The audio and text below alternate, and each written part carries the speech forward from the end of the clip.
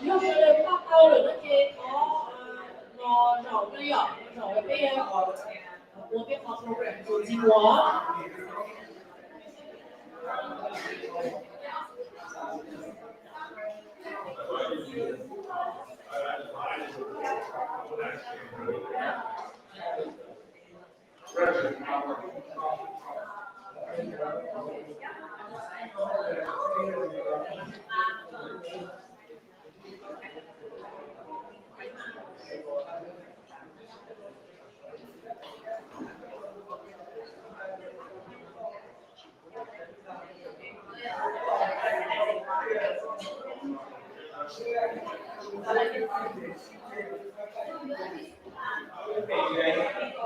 ？Alright, everyone, please take your seat. We will be ready to resume our program shortly here.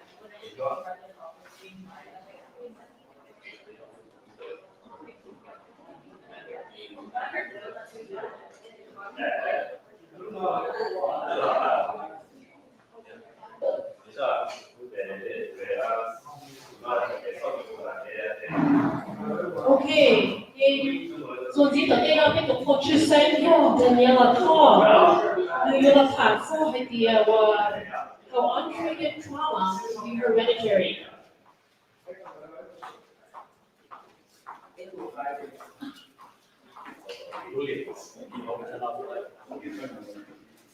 Hello everyone, my name is Danny. I'm going to be speaking English because there's a lot of words in here that I don't know how to translate, and my Hmong is worse than Monglish, so I'm very embarrassed.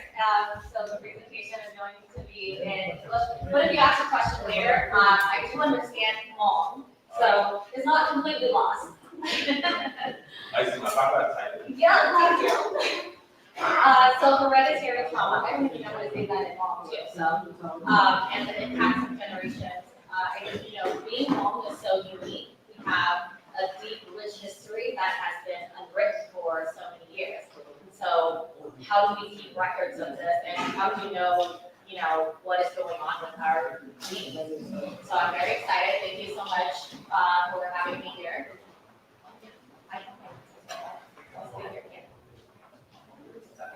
So before we start, I want to start with a grounding breathing exercise. This technique is called box breathing, and it really helps regulate a lot of your anxiety if you have depression. It kind of just helps you get grounded and be in the present moment. So it's also utilized by athletes and military personnel and just people who are looking to relax and get focused. So I'm going to have you all do a breathing exercise with me. So you're going to find a comfortable position, and you can close your eyes if you want, just to help you focus on your breathing. So I'm just going to go over the instructions, and then let you count in your own heads because it's very distracting if somebody's counting for you. So what we're going to do is envision a box, right? And the first 4 seconds, you're going to take a deep breath and visualize your lungs expanding and filling up with air. And then you're going to hold it for 4 seconds. So imagine for 4 seconds it's moving and you're drawing a box, okay? Then you hold it for 4 and you really just feel that calmness in your body and the stillness. And then for 4 seconds you hold, and then exhale for 4 seconds. And you want to breathe through your mouth because that is pushing oxygen forward to your breath, to the forefront of your brain. And that's the logical thinking part of our brain. So we really want to emphasize that part. So for 4 seconds, exhale, and then another 4 seconds,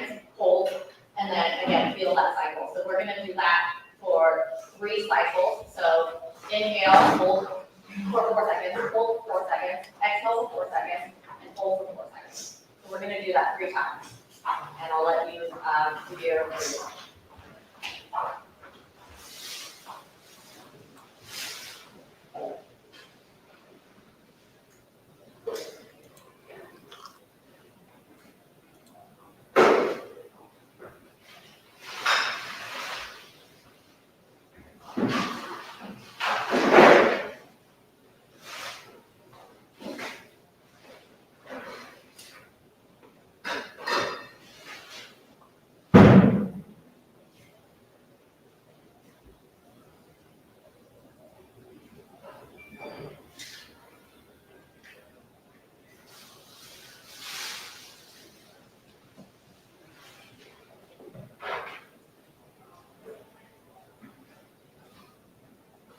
And whenever you're ready, if you want to open your eyes, feel free to do so. So I really like box breathing when I'm anxious, and I do a lot of box breathing when I'm going to present or speak.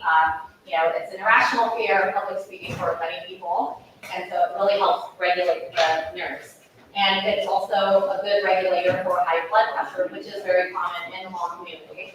So if you have people that you know with high blood pressure, encourage them to breathe, and that also allows your blood to circulate and push oxygen through your veins, throughout your body. So very good for your body, and it's free, right?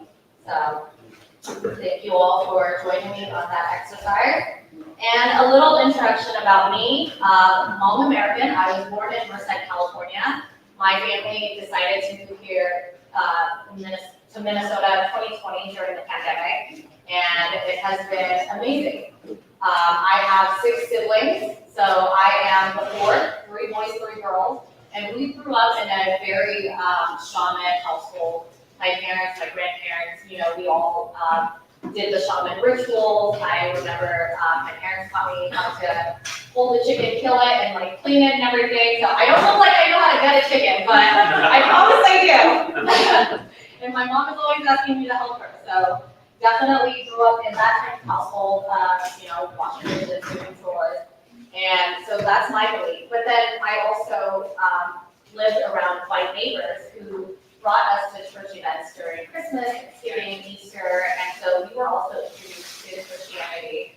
And then later in my life, when I was living in San Francisco, I stumbled upon Buddhism. And that's kind of been the path that I've been taking lately, and the journey has just been very similar to shamanism, where we believe in a lot of spirits and souls, and leading a life of, purity. And it's very, so religion, I think, we all miss the mark when we're fighting about, who's right, who's God is the one that's leading us. And I think the one universal thing we all have in common for religion is just being a good person, right? When it comes down to the core of it, just, you don't know what's at the end of life, and you don't want to end up in the wrong place, right? So that's my background on my beliefs. And then I'm also a graduate therapy student, so I'm still learning. And so hereditary trauma is something that I randomly stumbled upon when I was going through my own therapy and unfolding my journey and learning about how trauma is passed through our body, and we pass it on to our genes, or to our kids.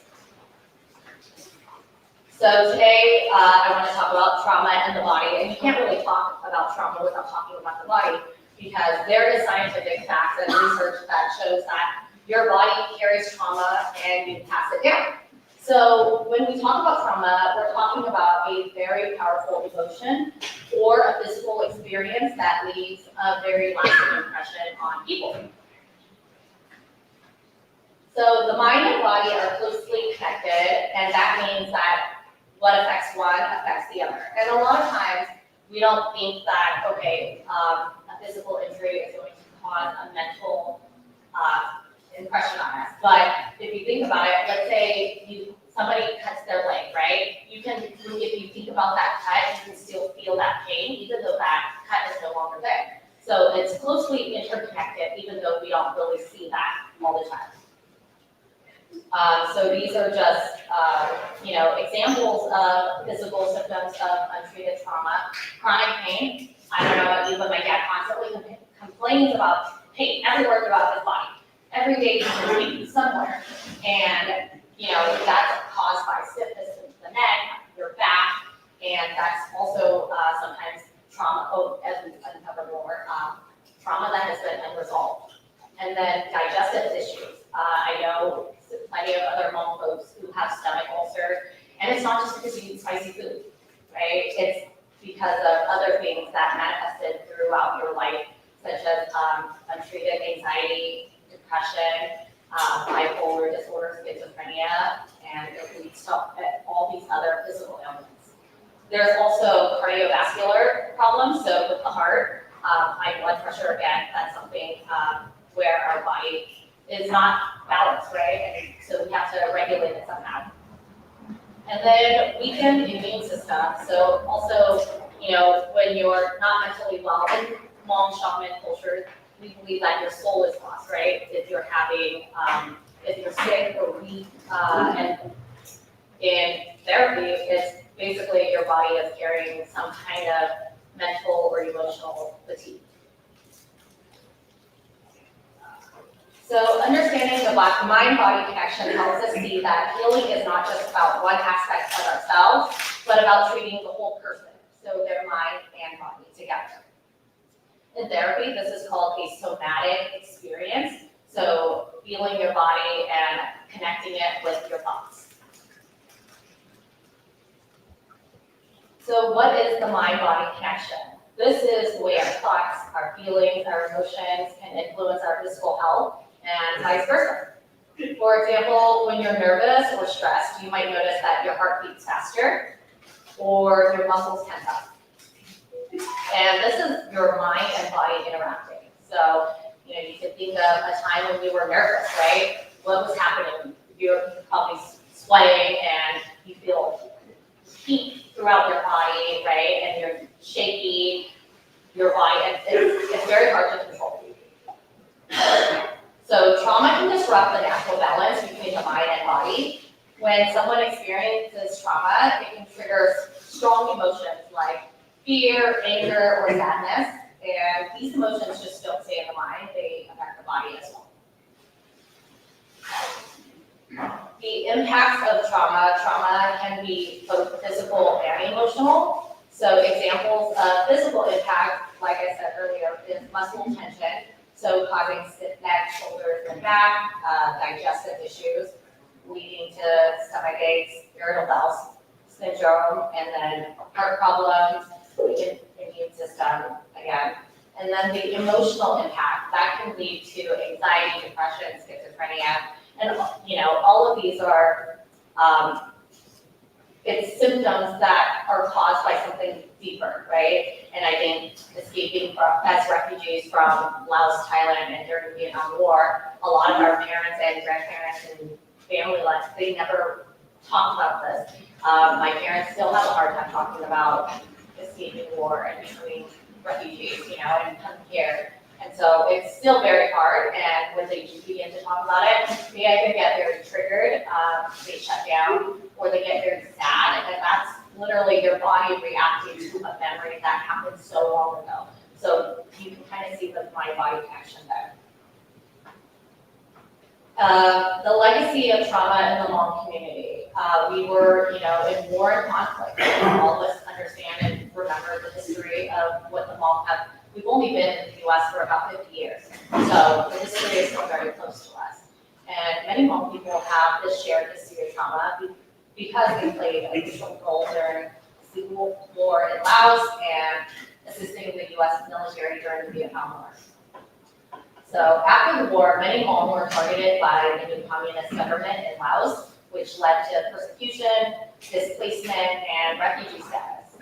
This history of war and displacement contributed to significant trauma among the Hmong population, and there have been studies done on Holocaust survivors and also slave ancestors of slaves, right? And they have seen significant increases of physical diseases in these populations, and there's a scientific connection between the two of Holocaust survivors having higher anxiety, depression compared to people who have not had this type of history. So what is trauma or hereditary trauma? Hereditary trauma means that the stress and trauma experienced by one generation can affect the next. And what happens through, it happens through very different ways. So epigenetics, it changes. An example is like a light switch for your genes, right? So if you imagine your genes, they're like a big instruction book that tells your body how to work, what to do, and what colors your eyes should be, your hair, how tall you are, and all of that is carried in our DNA. In epigenetics, it's the sticky note that you put on the instruction book to remind you which parts to read or skip. And so when something happens to you, like you're very stressed out, or you have a lot of depression or sadness in your body, and you don't deal with it or acknowledge it and allow it to work through, it turns into, it's like adding or removing a sticky note. So it's like if you were reading your book and you say, I'm going to come back to this, that's kind of what your genes are saying. And so when you're stressed or you're anxious, it skips over that and it's like, I don't need to do this right now. I'm going to remove that. Like, that's not important. Your body is trying to work as efficiently as it can to keep you alive. And that's its sole purpose, right? Our body is there to give us function and life, and that's exactly what our brain does as well. So even though you have the same book, the way it's read is going to change depending on your environment and what is happening to you at the time. So you can only imagine during high stress time of war, our bodies are literally functioning to survive. It needs food, water, and it needs to sleep. And that's all it's speaking about, right? If you're trying to escape war. And that's a big reason why scientists study epigenetics. They want to understand the things we go through and how they affect our health and even the health of future generations. In terms of behavioral transmission, this is more of how you raise your kids, right? And so my parents, they believe in spanking their kids and also yelling at us, right? And so I grew up with parents who loved us so much that they wanted to keep us away from harm, and it makes sense. And so their solution was to yell at us if we were to get into any kind of danger. And so that creates, heightened anxiety and behaviors that shape our experiences. And so it also causes emotional withdrawal. And, for a period of my life, I was questioning why my parents were so mean to me and all of that. I didn't understand that they loved me, right? For me, it felt like, okay, they're just yelling at me because that's who they are. But no, really, they just care about me so much that that's the only thing that I could think of. So children raised in these types of settings, in science or in therapy, it's called complex PTSD. And so it is all these complexities of being a minority, of assimilating here in the US while trying to maintain our cultural identity, right? So it's very hard. And that's why I think being Hmong is so unique, because we don't have that history of, we are from China and we understand this and we move as a unit because of this. We don't have a home base to refer our history to. So behavioral transmission, again, learned behaviors into adulthood. The effects of hereditary trauma. So there are many things that can come out of hereditary trauma, mental health issues, intergenerational transmission, cultural disconnect, physical health impacts, and hereditary trauma among Hmong individuals manifests in various different ways which affect all of these issues. Mental health, it's a direct result of the trauma experienced during the wars and the difficult journey to resettle in a new country. Intergenerational transmission is an example of this would be parents who have untreated trauma. I was talking to my dad earlier, and my grandfather committed suicide in Laos. And so to me, that's an indicator of depression, right? And I want to understand. And I can see it in my dad as well. So if you have ever been irritable, that's also, I'm not diagnosing anyone, but irritability is also a symptom of depression. And before I used to think I was just a very angry person, or I was annoyed at everyone. But it turns out I got diagnosed with depression, and it makes a lot of sense now. And so when I am irritable, I just have to remind myself, like, it's okay, these people are not annoying, you know, it's me. The problem is me. So I have to acknowledge that.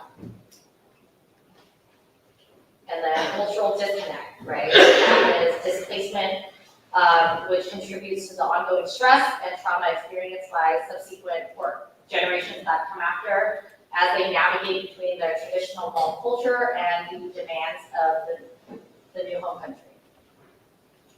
Physical impact, as discussed before, stress and trauma experienced by Hmong refugees can lead to physical problems, as discussed. So how do we begin addressing trauma in the Hmong community, right? I mean, it begins like here, where you're open and talking and sharing experiences, because when you hear somebody's story, that begins to shed a light on your own personal journey, and you start saying, hey, that sounds like something I'm going through. And when I started explaining the symptoms of depression to my dad, he was saying, oh, I don't know, there's no word for that, but I've experienced those. And he said, and it's not just that, right? There's so many other things, and I don't know how to say irritable in Hmong, and I can't just say, you're just grouchy, you know, you're just mean. I can't say that because that doesn't translate correctly, and so I want to work with Hmong people and to come up with ways to talk about our symptoms, and I think this is how you begin to set that path forward. So we also want to have trauma-informed care. We want to have representation in the mental health field. We want to have those people who look like us, who understand our experience, come in and listen to it, right? Because it's so hard. I've had white therapists, right? And I currently have a white therapist, but I sought an Asian therapist because I thought that they would have that connection and see.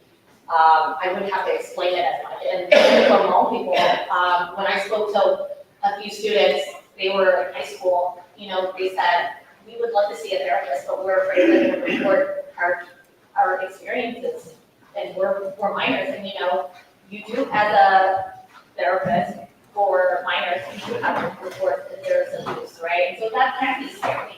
And so having somebody who looks like you with that shared experience is very crucial. So if you are pursuing therapy, or you want to, or you think about, or you're thinking about it, or even any sort of healing modalities, I say go for it. So, and then also cultural preservation. I love being Hmong.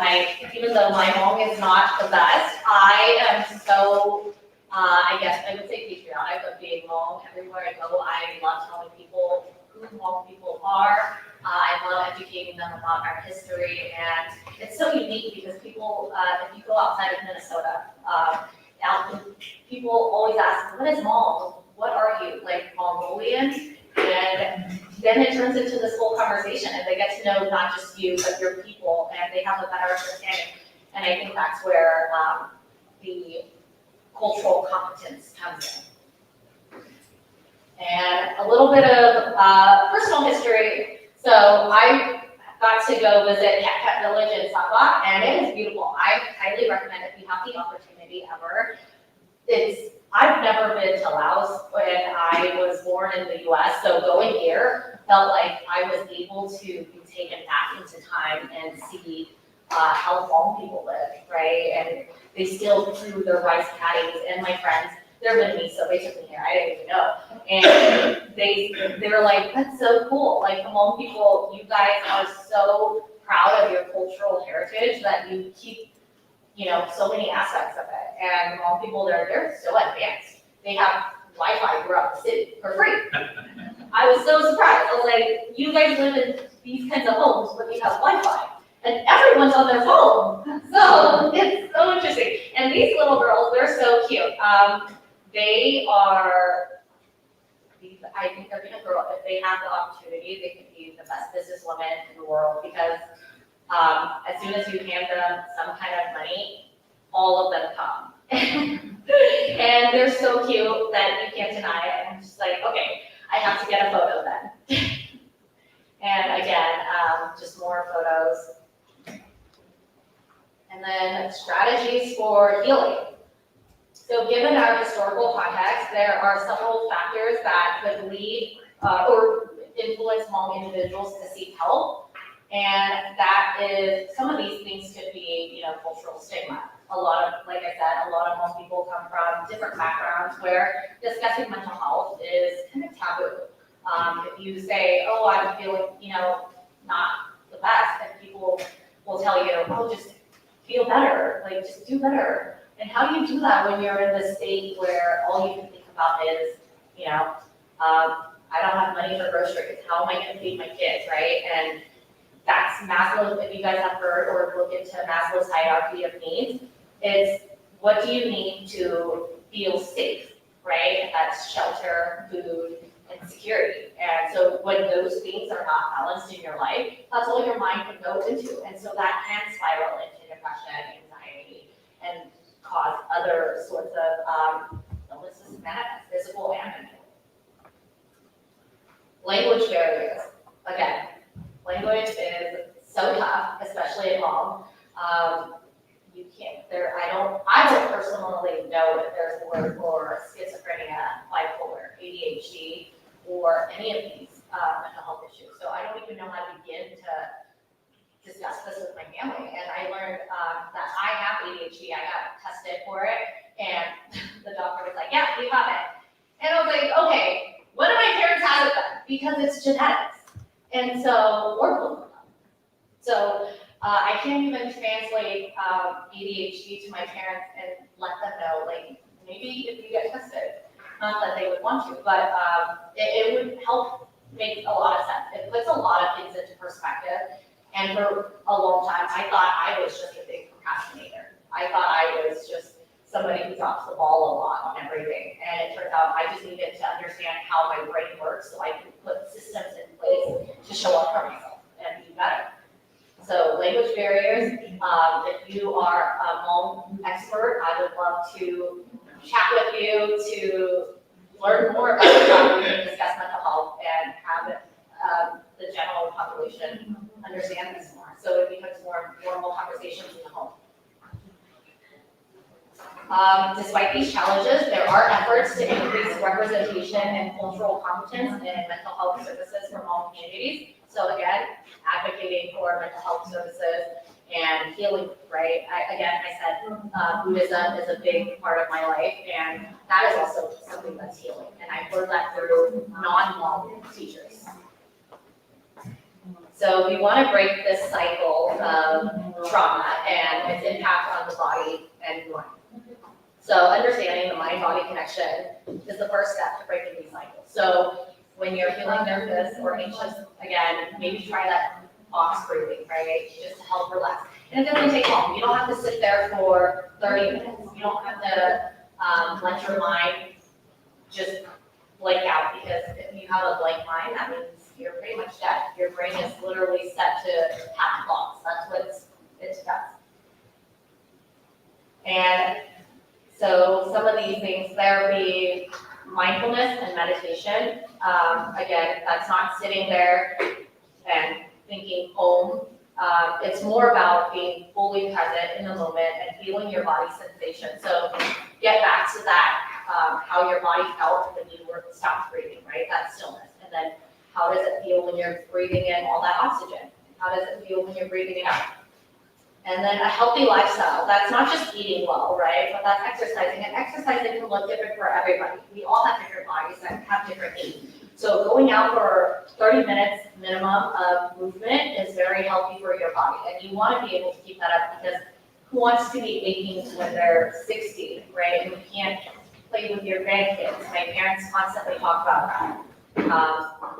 And then social support. I think that's very important to build community around people you can trust and feel safe, because when you start opening up, it's very scary, right? And it's embarrassing sometimes if it's not a normal thing, right? How do you tell somebody, oh, I have depression? Then they start judging you, or they feel sorry for you, and you just want people to accept you for who you are. Because despite having ADHD, depression, and anxiety, I still am who I am. And I just know who I am now because of all that. And it's been an eye-opener. So in conclusion, currently there are plenty of scientific and evidence research suggesting that trauma's impact extends beyond the individual. So it affects our entire family and our community through both biological and behavioral pathways. So to address these effects, a comprehensive approach is needed. And so again, I want you to be trauma informed. Start, if you are comfortable with it, start talking about it. Maybe share your experience, right? And cultural reconnection. I think it's so amazing that I grew up shaman and I still believe in it. And it's when I share a piece of that with my white colleagues or friends, they're so intrigued. They're like, "Do you see spirit?" Like, no, I don't. But I know plenty of people. I had a grandma who was cleaning, and she did amazing. And my family would always invite her over, and we treated her with so much respect, and everyone adored her. And then community support.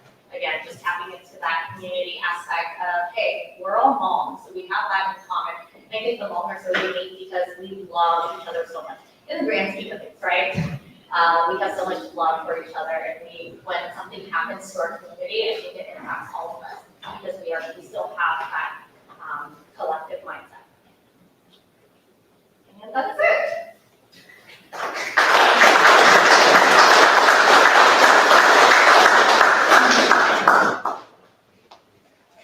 Any questions? I know I probably have a few more minutes.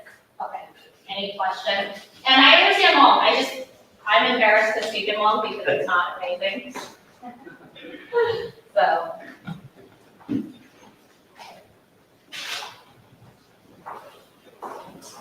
Question? Daniela. It's all trauma, generational trauma.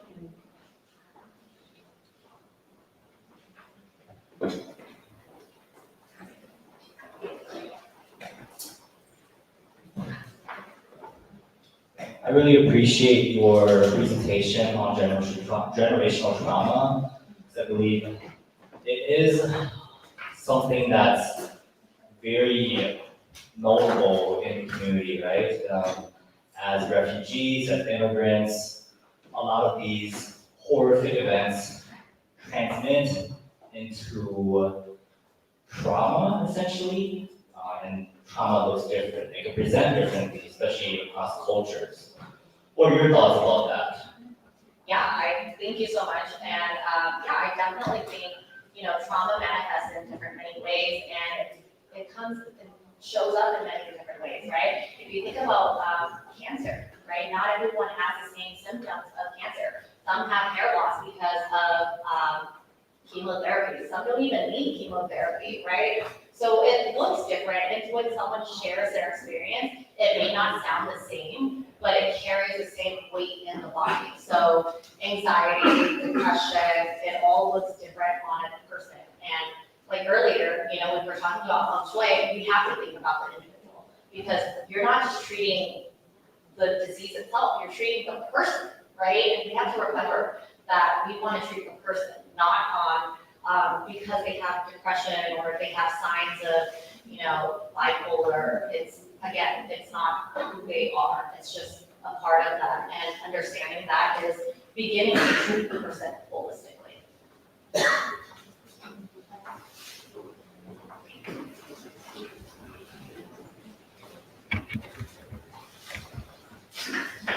Hi, I love everything you were saying. So, do you have anyone that you would recommend, like if someone would like to get tested for ADHD or something like that, who is culturally informed? So ADHD testing, it would be through a psychologist, and it's the same standard testing. So I don't know translation-wise, maybe that's what you're asking, but I went through a white doctor, and it's a test. It's very formal, so it's based on numbers, and it's going to give you like, okay, you scored this much, and so this is the type of ADHD you have. So you are displaying it and you want to see a psychologist, you can. But a therapist will not diagnose you with ADHD. It'll have to be through a psychiatrist. All right, any more questions? Thank you, Simon. Comment is out, that was working. Well, I like your presentation. I'm glad that you brought this up because, trauma has been a big impact within the Hmong community. Even myself, I think I grew up with trauma because I'm a child of refugee, immigrant, and veterans. And I think it scientifically proven that it's hereditary, and I feel that it creeps up on me, and I think growing up, it's been a big impact on my life growing up, socializing or even just critically thinking. And I'm sensitive when it comes to certain things that happen in the TV and movies, primarily war, because when you watch war, you have all these lots of emotional, just very, very hard emotional attack on you because your parents went through it, and I think you still feel that sensation or that emotion from them carrying to you. And I just feel very sensitive to some of those aspects. But within the Hmong community, how does elders deal with traumas like this, and how I don't know if there's any research conducted regarding helping elders in this regard. Yeah, thank you so much. I think it's so important to address our elders because they're the ones that were affected the most through all this. And they carry a lot of trauma. I think it's very hard, again, because there is not a direct translation of mental health illnesses and mental health related issues. So I think there are many therapists out there that are Hmong who know how to speak impeccable Hmong, and I think they would be the best resources. But also there are so many resources now. NAMI, the organization, nonprofit mental health organization, they just started including Hmong translations in a lot of their resources. So the guides and free things online is NAMI, NAMI. They have Hmong translations on their website now. So I think they're incorporating Hmong teams to advocate, especially within the Minnesota area because of how populated or how dense the population of Hmong people are. But to address your concern about, triggers, I think that's something that's very common in a lot of Hmong communities because when not only did we escape from war, but we had to come here, and my parents in Merced, California, it was, they put the minorities together, right? So it was Black community and Hmong community. And there was a lot of disagreements and fights, and that's why gangs became a thing, right? Because you had to build your community, protect each other. And so I think these different communities, we have to remember, we are, an accumulation of different learned behaviors and thoughts. And so the cultural competition has to come in. We have to reach out with open minds and see how other people are experiencing life. And so we all have different lenses that we're looking through. And I think remembering these triggers, it's a thought, right? And so when you are feeling triggered, I think that box breathing exercise would come in really handy. And so you want to tap into your body. What does it say? In that moment, your body is reacting to that thought. The more you become aware of it, the better you can have a handle of it. So next time, take a closer look at the sensation that's coming up. If war movies trigger you, what is your body telling you? Is it feeling heated? So maybe that can be your body reacting anxiously. Or if it feels heavy, then that could be your body reacting in a very sad way, and you're feeling that grief and loss.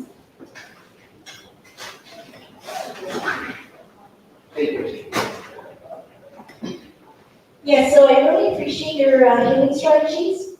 I've actually put some of those strategies, have embedded some of those strategies into my daily living.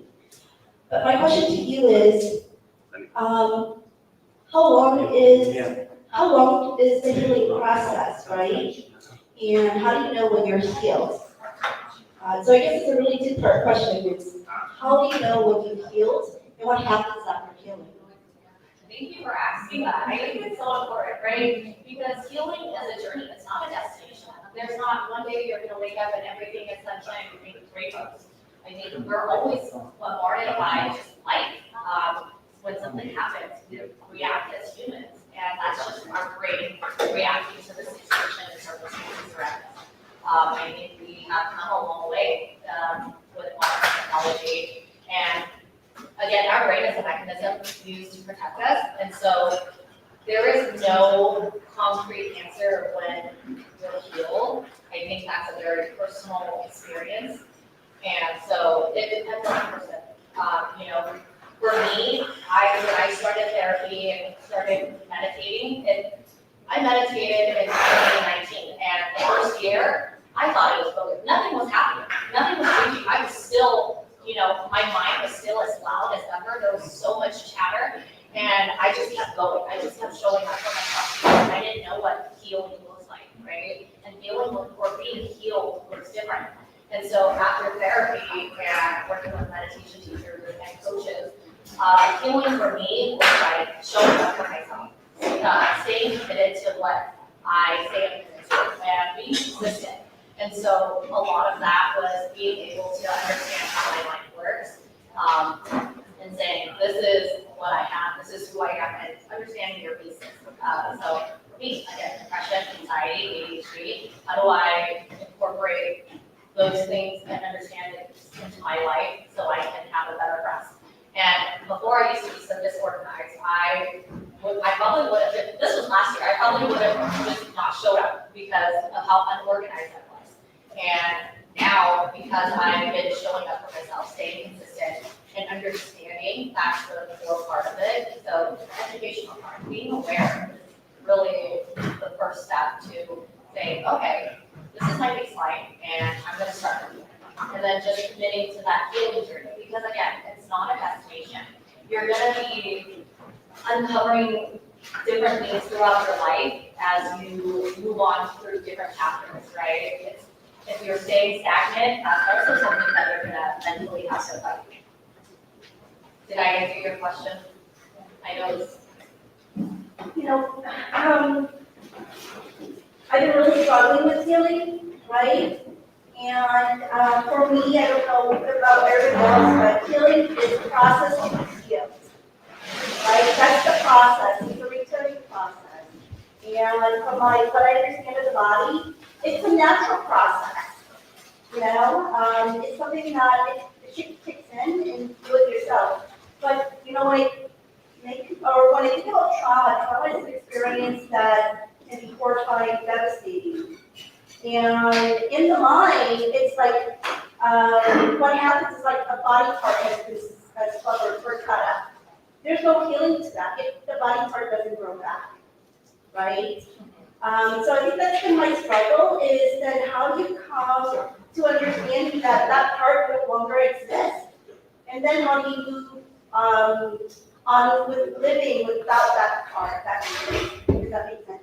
Yes, that does. And, through training and education, I've learned that acceptance is a big part of it. I know, like you said, you can't grow back that arm, right? So the first step of this part and in therapy, it's called acceptance therapy, right? And you start working on it and how you maneuver these new challenges. How do you have a life without this arm, right? It's not something that you ever thought that would happen to you, but you have this as a part of your life, and sometimes it becomes a thought, and as long as it's not a ruminating thought where it debilitates you and you can't get up, I think it's a learning process. You get up and it's a new day, so how do you begin to accept that? And that comes in different forms, right? Acceptance one day can be allowing yourself to rest all day because that's what your body needs, and again, listening to your body. Sometimes I feel like I'm going through a challenging period in my life and I just allow myself to be instead of judging myself like, oh, look at you, you don't have that arm and now you're useless, right? That doesn't help us. And so accepting and then finding that thought and reframing those thoughts of, okay, you're one arm person now. Like, no, you have one arm left, right? And so you can start, and again, working with a therapist, a coach, or a teacher is really crucial to this because you want that guidance, you want that support, that understanding. Thank you. Yeah. Neng Xiong chỉ có cái từ nhận đoàn có thảo vệ nó cũng có thảo vệ cái đống cái rồi. In the work that I do, I have the experience to bảo vệ cái không những hoa đó rất là bị có hại cơ, especially nhắc đến cái young kid và một số kid trong đó vào. Đó chỉ nhắc đến cái community mà chỉ mà cho nó đỡ lên này nè. Thì lúc nào cũng vậy, trời sống và cũng có chỉ có thể nó bỏ hay gì for you actually let you through your lens and see that it does affect you very severely and that you have worked in many ways to help out. And so I appreciate that. You know, I get from day on, which boy that little community, no, yeah, that's very community, chỉ mua therapist, chỉ mua cho doctor, especially cho shelter, you know, so it's a very struggling thing for the young folks and the old folks. And hôm nay đấy có một sáng lại về còn đây nó sáng có cái đó ví dụ như thầy đấy để được cái này ạ và một tay về đó cái mà như nó thì có thì báo là vì hệ tiêu đi dầu thì được ta hay là như chỉ báo nhiều đi chả này ạ cho cái việc ADHD cái thì cái đó là cái issue mà như chỉ là lifelong vậy đó. So developing adaptation to what you or we have is the one way to do it. And how do we develop adaptation where we don't even know what skills are there for us to learn? So I appreciate it and have the privilege to hear you today. That's very overwhelming for me to listen to what you say today. And it's just something that hit me because we feel our community are having quite a lot of issues with that. And so too. Thank you so much for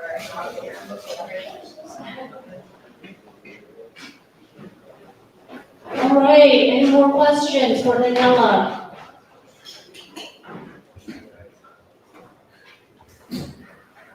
Thank you for your presentation. It was really informational. My question to you is, when you say the ways to cope with trauma, it's easy to say go to a therapist, go to a mental health, or go to those services. But not everybody can afford those services. And what are your recommendations for those who can't afford for those? And then maybe it's a two-part question. Some are afraid to even go to a mental health therapist or any therapist or counselor because of that stigma. What would you recommend? Yeah, so the first part of your question, I mean, cost is a big thing, and healthcare, we live in America, we can't deny how crappy our healthcare system is, right? And it is very hard, that's something that I constantly think of when I'm in school, and like, how do I provide that access to care? And so there are a lot of resources out there, you just have to be willing to do a little bit of research. It's a lot harder if you don't have insurance. But the state of Minnesota is so great on funding for healthcare that they do a lot of their public government assistance has access to public therapists, and then there are also free clinics. And so there's that. Just online, you can Google free therapy clinics around me, and that'll give you a list. It'll generate that. It'll take a little bit of investigating, But there are resources out there. And then also there's a crisis line. Minnesota has been trying to push this. So it is, if you're having a hard time and you want to just talk to somebody, the number is 988. And they intentionally get that because it's very similar to 911. So let's say you have somebody, murder, suicide, it's a big thing in a small community, and sometimes it's a threat, right? And so if you have somebody going through a crisis, call 988. That's faster, and they respond, and somebody can actually be on the other side to talk to you and help you kind of step away from that ledge. So there's that crisis number, 988. Please pass it along. It's a phone line that's open 24/7. You can call at any hour if you're having a very difficult time in your life. 988. Okay. It's just like 911, but these people are trained to de-escalate situations and talk you through whatever crisis you're having. And then NAMI, again, their website has free resources there for you to look up free clinics depending on where you live. And then your other question is how do we encourage people who are afraid to speak up? I think the Hmong people, we are so good at gossip, right? Our aunties and uncles can talk all day, gossip all day, and if you feel comfortable sharing with those people, and start with that, and having that shared experience. And I know my cousins, my sisters, we love talking, and we love sharing ideas, and we love venting to each other. But venting to each other is not helping us solve or get closer to that solution. So I think, if you're afraid to talk to a therapist, you can talk to somebody who you trust. If you are a member of a church community, right, you can talk to somebody who you trust. I'm always available if you have something that you want to talk about or if you have questions. There are plenty of people out there who are willing to help navigate through those and who are trained professionals in the field. Again, there are so many resources out there. I think it just takes a little bit of digging and just seeing who's out there. And so finding somebody you trust, I think that's really important. And then also, it doesn't have to be a therapist. It doesn't have to be a doctor. It can be, again, a church member. It can be some elder mentor that you look up to and you have been wanting to talk to them or get to know their life, their experience. There's a question here.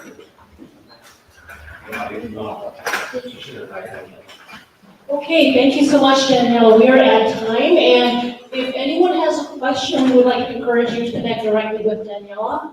我自己有微信J 如何到这个呢？这样，因为我们呢，团队这个directly 到 Daniela， 因为我们录到了要。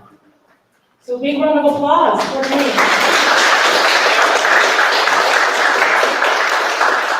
Next time I'll present it all.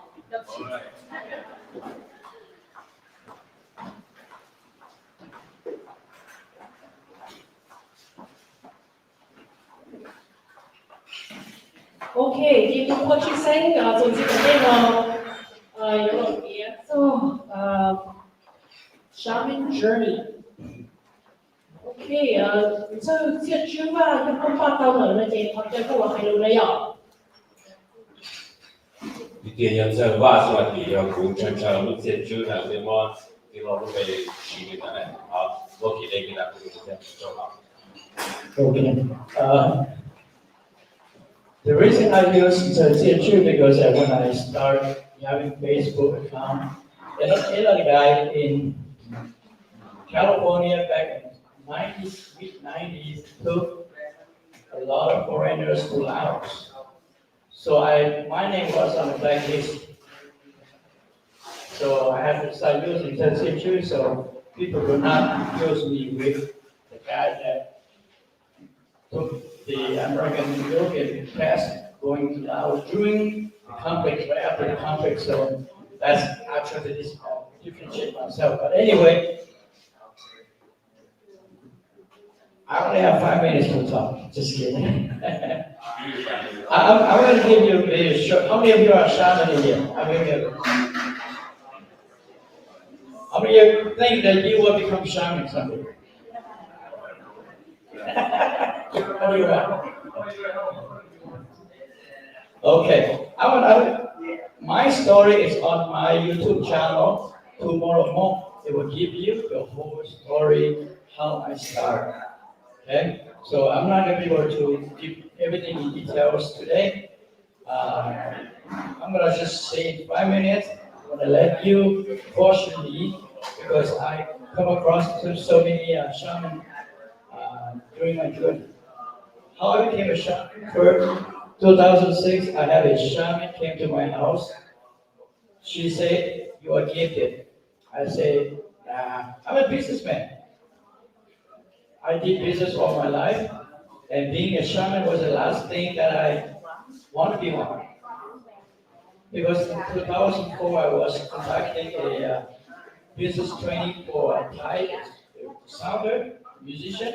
I trained this law officer, and I told them, say, if I ever become a shaman, I will dress in tuxedo.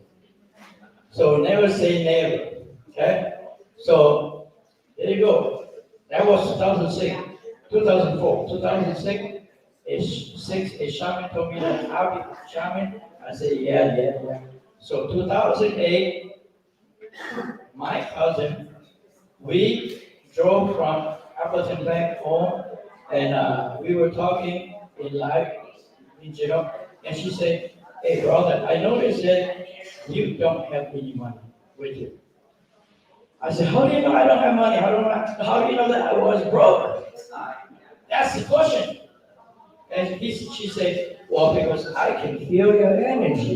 That's the first time I heard about energy. Yeah?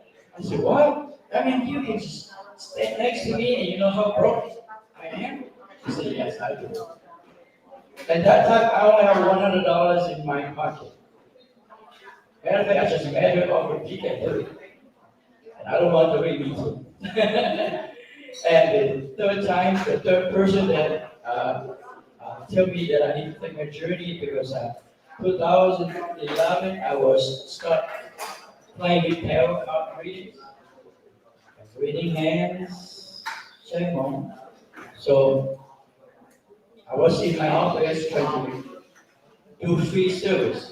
And people were walking into my office, and at the time I was the vice president of training and development for Michael Silver, yes, insurance agency. So I didn't do my job. People walked into my office just do reading.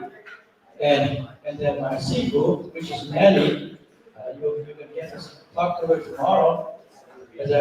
And she walked into my office and she said, "Chair, can you come to my house?" I said, "What? You never invited me to your house.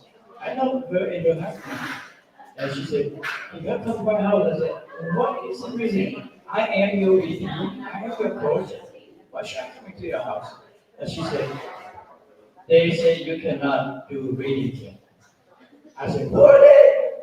You hear guys, you cannot do reading." And I did go, and it's okay in that case, I go to her house, and I right that night, and then she do her readings, and this is what she said.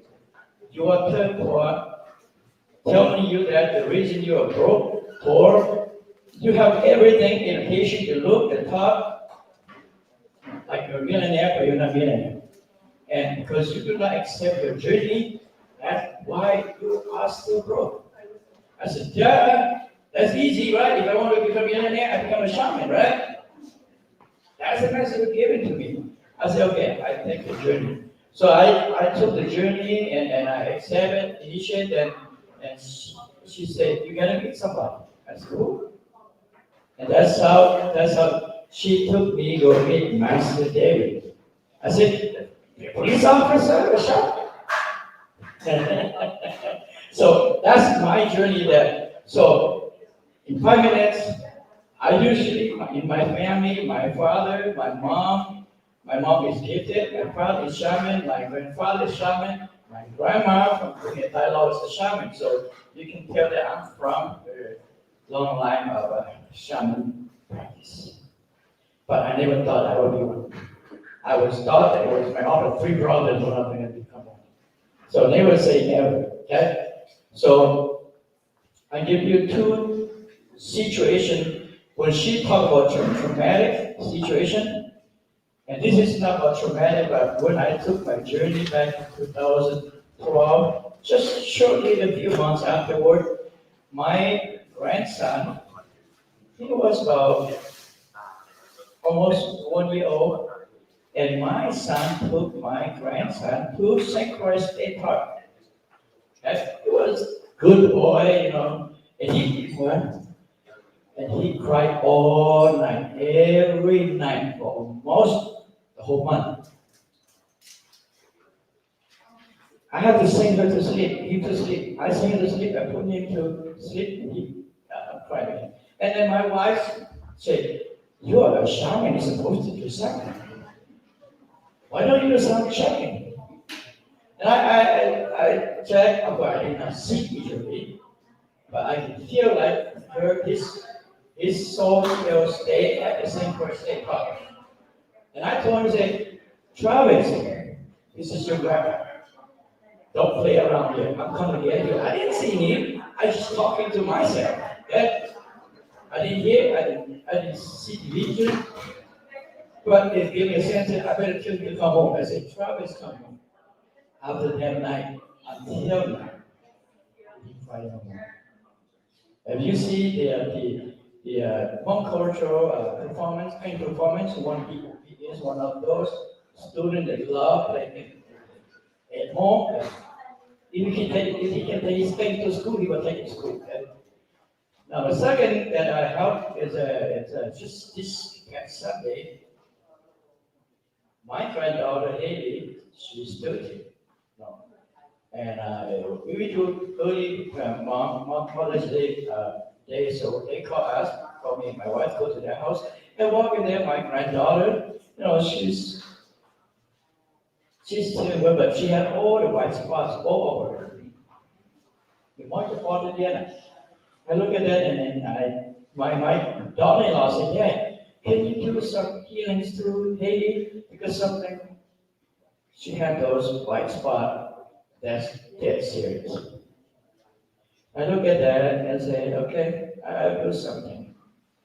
And then we are in the next 30 minutes, which is about eat lunch, eat everything. And I look at her, she kind of sad, sitting on the couch. Because I think she's thinking about her skin, because at 13, she worries about her skin, right? You late. You worry about it. And then, okay, I asked my son, "Son, do you have a shot?" He said, "Yeah." So I took 3. I said, "Hey, just come here, I do healing for you." I just do quick 3, not even 1 minute healing for her. And after we not even finished collecting tissue, all the rest disappeared. Now, did I do the magic? No. How did it happen? I don't know. But I just followed the guide. I just had it to the healing. So I just go on chanting. I didn't even know what I was chanting to. It was all the spiritual guide took me to the healing. But in less than 30 minutes, all her rest disappeared. Now, do you believe the healing practice? You have to heal one at a time. Right? So now I told my granddaughter, say, "Did I do magic on?" He said, "Yeah." I said, "Yeah, you're great." So this is spiritual healing. Okay? So my journey, a lot of things, I do a lot of doing that, but still, yeah, don't ask me, am I a millionaire? Yes, I'm not yet. I'm still waiting for my secret nearly to deliver me the $1 million check. So I want to ask those who give you those who have questions about shamanism, if I cannot answer you. Master David here, he will answer a lot of questions. But for today, he's not here to answer your question. He may be able to fill some of those questions that I can't answer you. Okay? I want to just let open the floor. So because we've been here all day long, I don't want to bore you to death. Oh, by the way, those of you came to my readings. I did a lot of 7 readings over there already. I think I'm on a target, 80%. That's Master David said, if you can do 80%, you are great. So today I exceed 80% of Master David. So a lot of them say, "How do you know?" I said, "Can you grade me, please?" Nancy gave me 90%. I think he gave me 95%. I said, no, I don't qualify to have 90%. I said 80%. I said, no. So those of you want spiritual, heart reading, knowledge, that's my, I consider that's what be my expertise. I don't go to people on LinkedIn. I don't do that a lot. So question for those who have question about journey and some challenges, if I can answer you. And Jared, you're gonna be here tomorrow, right? Yes, I will be here tomorrow. I'm sure the whole town know about me already, so it's going to be busy tomorrow. Come tomorrow. For the interest of healthcare provider, especially Hmong, can you give us some of the symptoms of becoming the shamans? What are the symptoms? So that someone who is becoming a shaman but doesn't know what happened to them, so what some of the signs? The symptom that the people that I came to interview, okay? Personally, I don't have those symptoms, but I do have a lot of car accidents for the last 30 years. So those are my message delivered to me. Okay? Symptom, you hear things, you see things. Some people even see ghosts, talk to dark figure. Some people they feel very scared when they go to a street corner, or they just hear things keep ringing in the ear, talking to them. They hear ghosts talking. Those are the symptoms. They are not crazy. Yeah? They think about they want to commit suicide. No, it's not them. It's the energy that causes them to commit suicide. Okay? But if they don't want to get to that point, they need medical attention, okay? They need medical attention before a shaman can help them. Okay? So just a few symptoms. Okay? See things, hear things, scared, cry for no reason. Your spouse did not say anything bad, but you just want to cry. Right? How many of you have symptoms, or at least one of those symptoms that I mentioned? Shaman. See the hands. See? Yeah. Too many. Okay, that's it. So, as a shaman, what advice do you give to multiple somebody in there prepare the common people who are becoming shamans in a way more supportable way? Okay. I see that the younger generation will start embracing on spiritual practice. And this is where I see the crossroad. Okay, let me see the answer you correctly. I see at the crossroad right now is that the elder generation, many of them still practice the traditional shaman. And they're not willing to accept the newer healers with different gifts, where they can see things, they can hear things, where they can talk to ghosts, and talk to their ancestors. Because traditional shaman, they don't have those abilities. So when they see and hear that the newer shaman, they can talk to ghosts, they say, you're crazy, you're not shaman. And another thing is that the elders, okay, I speak to the elder first. Okay? The elder, if you don't shake like that, you're not a shaman.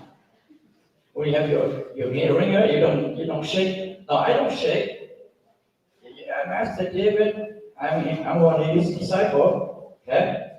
I don't trance like a traditional shaman would. You can feel like my hands moving. So this is where the changing, where the Hmong community need to embrace the younger generation before others can. Because right now we think about that we are, many of us are just do for the money. Okay? And I would say that that's from the elder, and another is from the parents. They are already practice different faith, like Christianity, and they don't believe that their child is gifted. So the child is completely at loss. They do everything they do is they just pray. Yeah, pray works, but it's not always effective. The It's not the situation. So my message for our Hmong community, they are right now Christian practice. They need to help their child if their child is gifted. Whether because we don't have the right to tell the child cannot practice this ability. Okay? So I just see that a few of those, the elder is not accepting, fully accept the younger generation. In other words, the spouse, the most challenging is the spouse. Speaking more, your position is somewhat like your position can go to end up separate or divorce. Okay? And that's usually the case. Yeah, you need to go to one girl, you have to make sure that you can see it up in grace. Take, you have to be patient. You're gonna take 2 to 4 years for her to adjust her body, her with the spirit, before she can be normal again. Because during those 2 years, her body goes through a lot of shifting, changing, and she may not even want to sleep with her husband. So the husband is saying, you come on, tell him, Joseph, it's got to push her actually, her body goes through changing, so much changing, the first 2 to 4 years. Okay, another question? I hope I'll answer your question.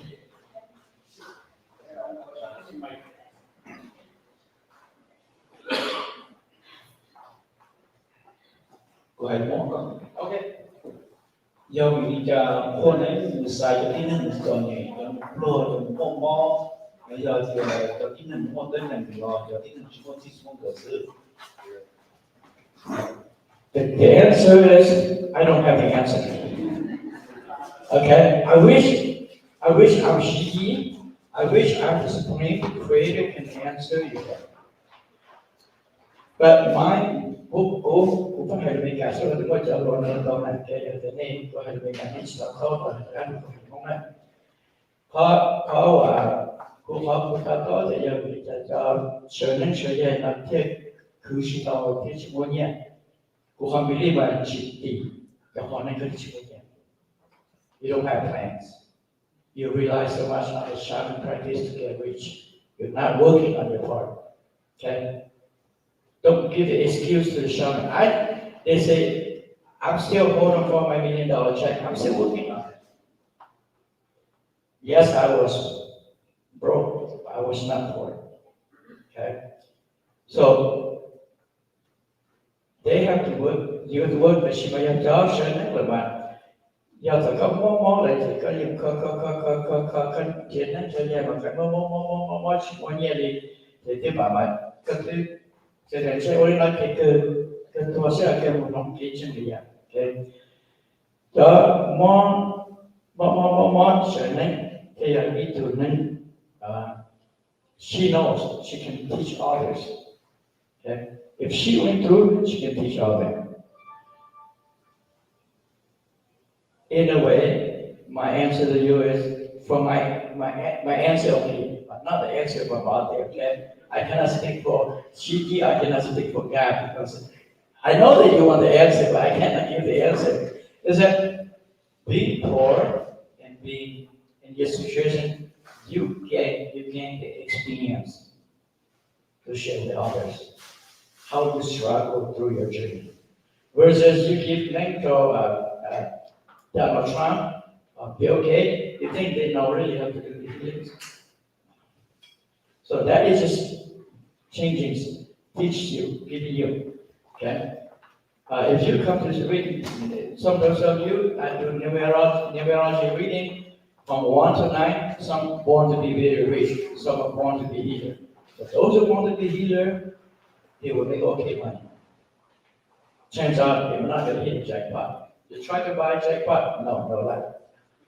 Okay? Any more question? I think more than I should already. Okay. Go ahead. Where's the mic? I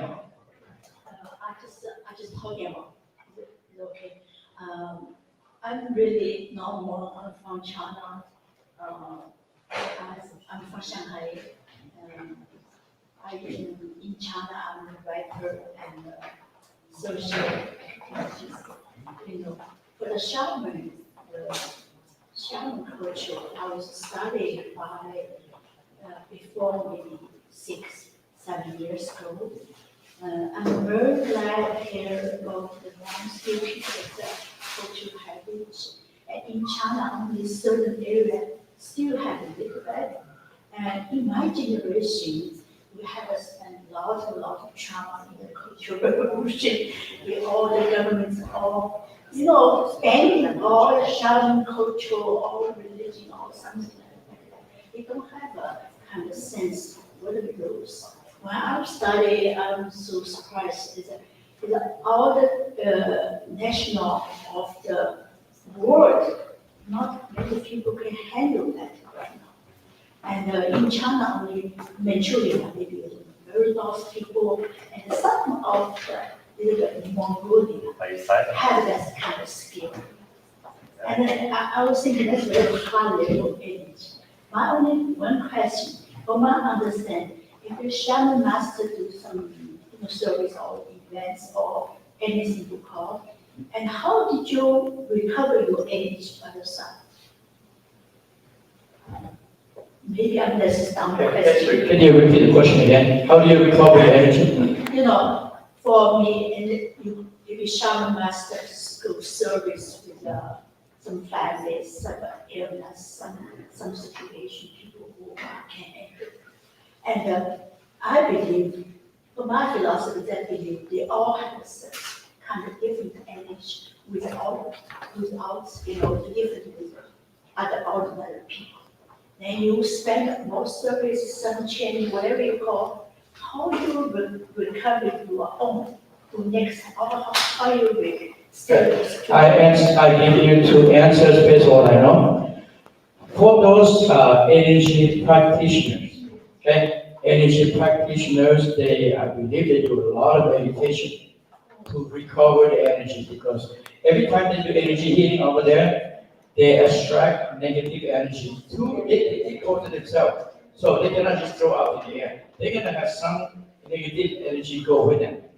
So they have their own process where they go home. They may use crystal healing.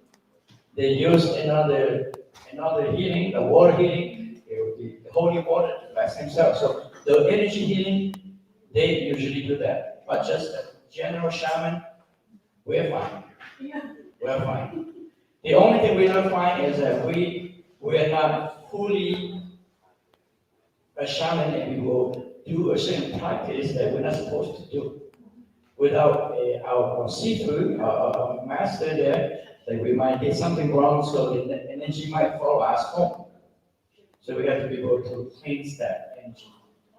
But usually, those who are initiated, usually every time you go to healing, your seafood, usually the one that initiate you will go along to make sure that nothing went wrong. So we come home, and let's say at 1 2 months, and the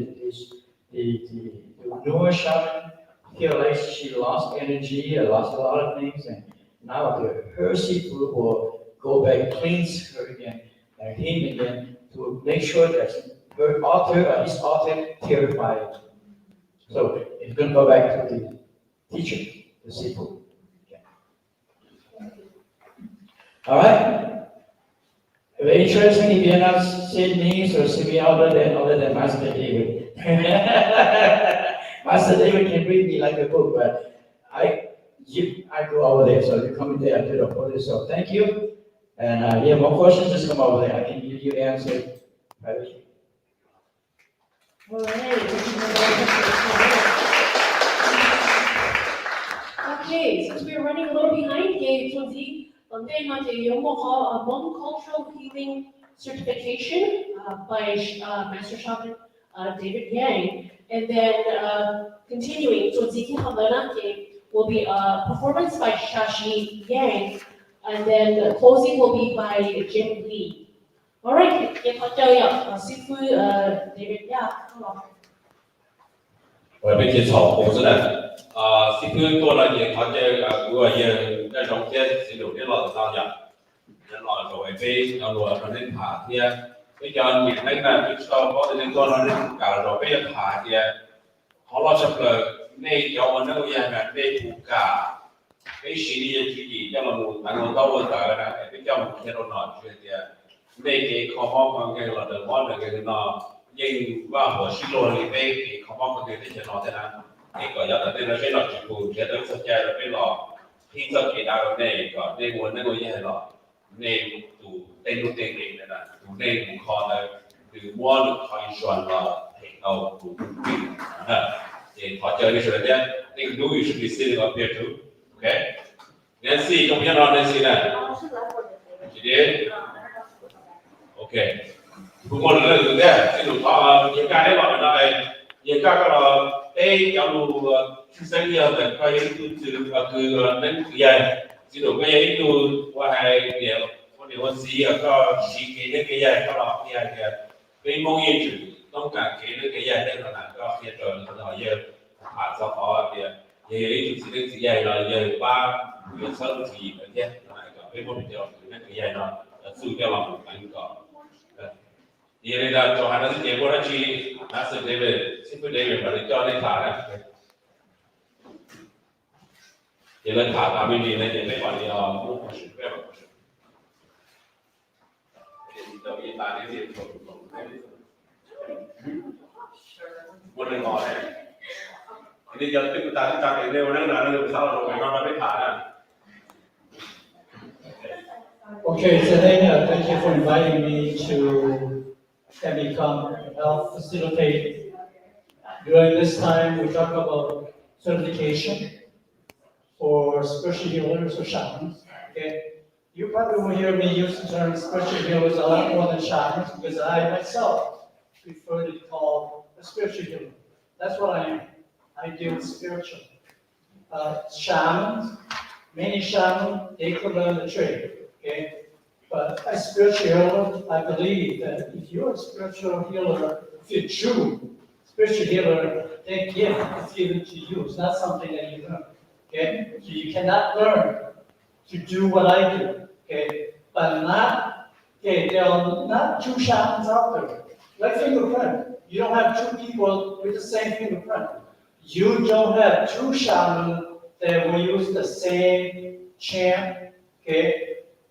It doesn't matter. The Sifu may teach the disciple certain ritual songs. Okay, but I will never perform the way that my Sifu does. He or she will not perform the way that I do.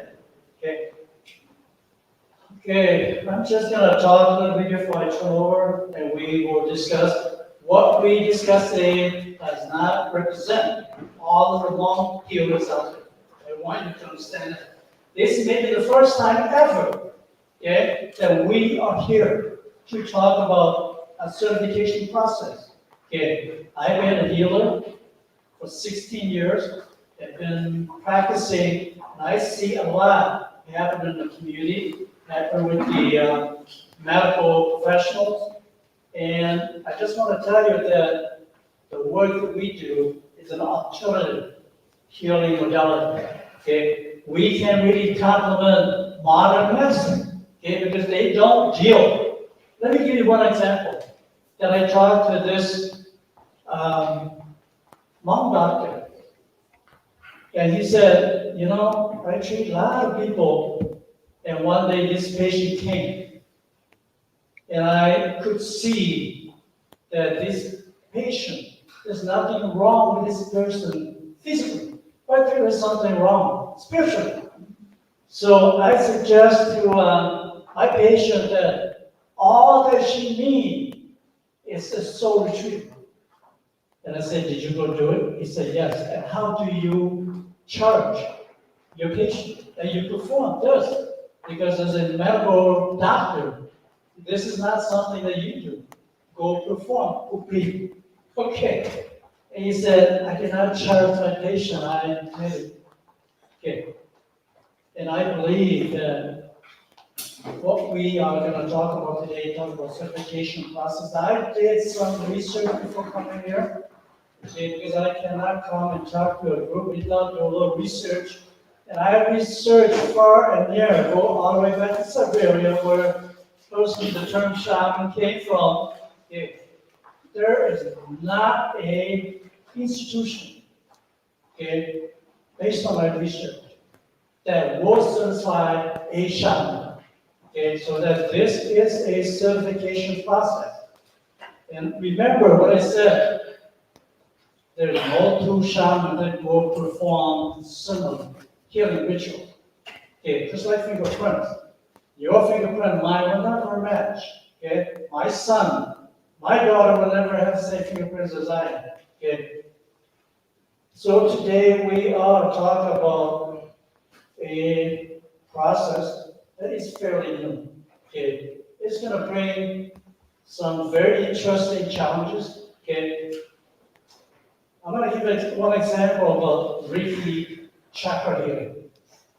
Okay, this was developed in Japan in the 20th century. Okay, and I don't know how many years, how much documents they developed over the years before that spiritual healing technique was recognized by medical professionals.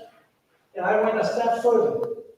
Yes, it is an acceptable healing at different healthcare facilities. Okay, it's supposed to heal. It's supposed to help people recover, heal a lot faster, deal with anxiety, and so forth. There is no concrete scientific evidence that it does work. Okay, and so the challenge for us, shaman today, spiritual healer today, is if we ask for a certification process, we may have to work with state officials, with local healthcare professionals, and develop a certification process. But is this something that we can prove tomorrow or next year that yes, we have, as Hmong healers, we have used these techniques, these healing rituals for centuries? Okay, as you all know, if you talk to your elders back in Laos, we did not have Hmong doctors. Okay, all right. When Dr. Yang Dao became the first Hmong doctor, everybody thought he was a medical doctor. Okay, no, he wasn't. Okay, so the question that we're going to try to answer to bring discussion here is, after today, what do we do with information? Are we ready to go forward? Are there shamans that are willing to be part of this? Are there scholars? Are there college students, university students out there that would be willing to commit for 5, 10 years, maybe even longer to collect data, so that someday we could say, yes, our healing modality as a shaman really does work, okay? And even surgeons, they don't guarantee you when they operate on somebody, they say there's a 1% you might not make it, okay? Nobody would sign a dotted line and say 100% you will live. Okay, shaman, we cannot guarantee that 100% of the work that we do will heal every time. Every time. We can't. Okay. Okay, so we will talk. I think I'm going to ask my panels up here. Is it easier for us to talk in Hmong, or is it easier for us to talk in English? Okay. Maybe both. Okay. I understand that you are from China. You're probably not proficient in Hmong. No problem, I understand. Okay. Okay. Okay, and on the left, nó là cái mà bé sĩ thả mà bé đồng sĩ thả cho thì bé mong mà ít sự bé cái nên cái gì là có cái chặt chẽ bé rồi我们就好直接把bé chuyện này是给bé把个写了告诉rồi我想的bé有啊了寂寞了我了我教识了bé有啊rồi mới đại tay là bé有啊了寂寞了bé有了mới có món cho mà đi tiền bé nào rồi chỉ cho là bé chỉ nào thì bé ấy tụi mình lấy để gì đấy để bé chỉ có lưu yên công việc khó rồi nó hay là học sứcแต่是bé tua cho lúc đi chờ lo là cái chờ hàng mình bây giờ nên là do cái bé khó mò là do cái kiểm sinh về tiền bé mong thì chú thì chỉ để hai là một sai thì nên cái gì xử lý gì cái nên cái gì cái hụt đi cái trò chơi cái cái khởi công bây giờ chú lần đầu nhà chủ nhà bé mong thì đầu sư rồi lại thì chỉ tao cái nên là chỉ nhỏ bé tao không識談có mua y lưu trữ gì hay thì nếu đi trả cái gì cho tao bé cho cái trường sinh nó của mình ra cho rồi lúc đấy cũng chờ nó để bé sĩ tao bây giờ dùng là để có bây giờ một số chế có mò bé mình nói là bé sĩ tao rồi sai để bây giờ dùng lấy dùng mua nông nghiệp chỉ ta lên đó hay thì bé mình khó mò cho nhất là tao chế khó mò là nó bé mua chạy hay thì bé有啥都用就是 insurance 赔他的呗，给导发的结果被拆了，是了巴黎家的别处有那个系统被这里被一顿能考吗？给那个考呢，要把别人系统的被蒙一直去我这呢，就是被我们要的点那个一有的点那个二来给那给点你说给考吗？给就生的弄到个了，那呢那二个地做了吗？那样。và một ba cái sự là sáng nhất thì nó thấy có cái nó yêu có cái trở sinh ra cái không có không cái một sao chút thì nó có tận ba gì một cái tổng thể nó cái游戏ba thì cả thì nó tạo cái thì là đây một cái tạo ra mà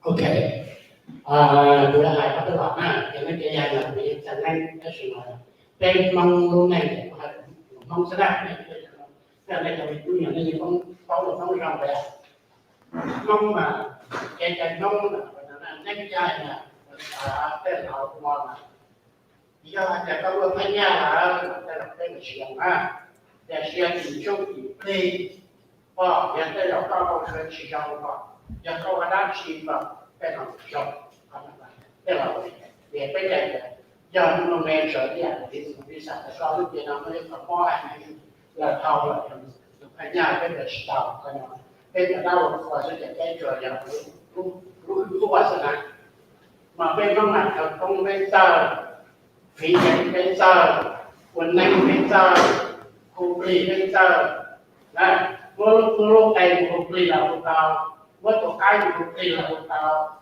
mua chọn là kỳ tệ sẽ rồi lên cụ tao cái hạt gạo lùi sông thế này thì tuần này cái nhà để cho đừng ngon nó cho chúng tôi xong là chính xác với rằng là trong lòng ý trong là thì đâu của hạt lùi sông nó có của là cái nhà xa nó là hạt lùi sông thế nó sông cái sông ha mà cái con lùiวันนั้นngười dài mà chỉ là cái quả của ta là cái cầm lại rồi nó là cái là sự hại của nó cái quả nó quả ta chỉ nói tôi sẽ sinh ra một cái lưng cái qua lại ở không ai chỉ biết sao để cho khả năng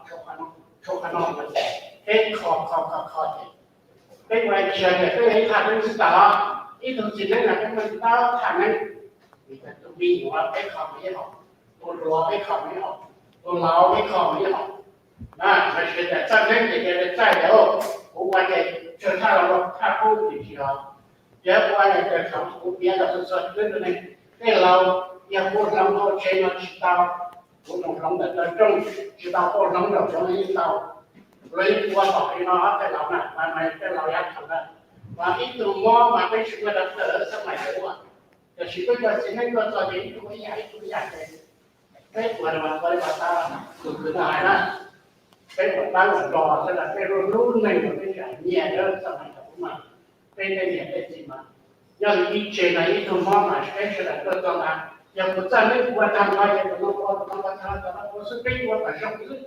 Tapi kalau tekniknya memang mana, nah jadi tekniknya memang jiwa jadi kita tu kan mana, kalau nak kita kunci power kalau itu ya ibarat kita itu jiwa dia, macam muslim yang dah, kita ketika share kalau dia pada jom dan apa itu lah, jangan macam kita yang kalau tahu ni với một số này cái dòng năm tàu lên trên này rất nhiều là tàu kẹp ba cái sự tàu cái con kẹp ba của họ thì là nó qua đi nó thì cái ba ở cái sự nó tàu nó mọc cái này nó sao có qua đi cả จะเรียกบุคคลและที่เขาเป็นการเซ็นแล้วก็การใช้อะไรก็ไม่ได้การใช้ต้องโอเคสักวันก็เวลาเราต้องคิดเขาไม่ได้ใช้แต่แล้วก็เราเรียกไว้ขัดใจเลยก็ต้องไว้เรียกวิชาว่าก็คิดสักวันไม่ต้องบอกเวลาต้องคิดก็ต้องบอกกัน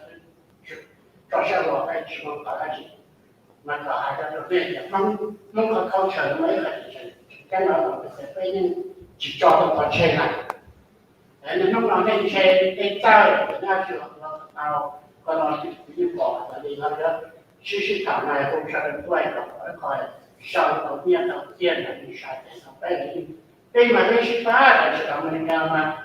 我的快来，他们说到了运气和我身，刚去过年来了，来去过来去不该了呢，那天我到我看到好多去他们那那上面那所以这个去过家，他们接到了啊，所以我看到弄到是，那弄过来的，你到这边过过来。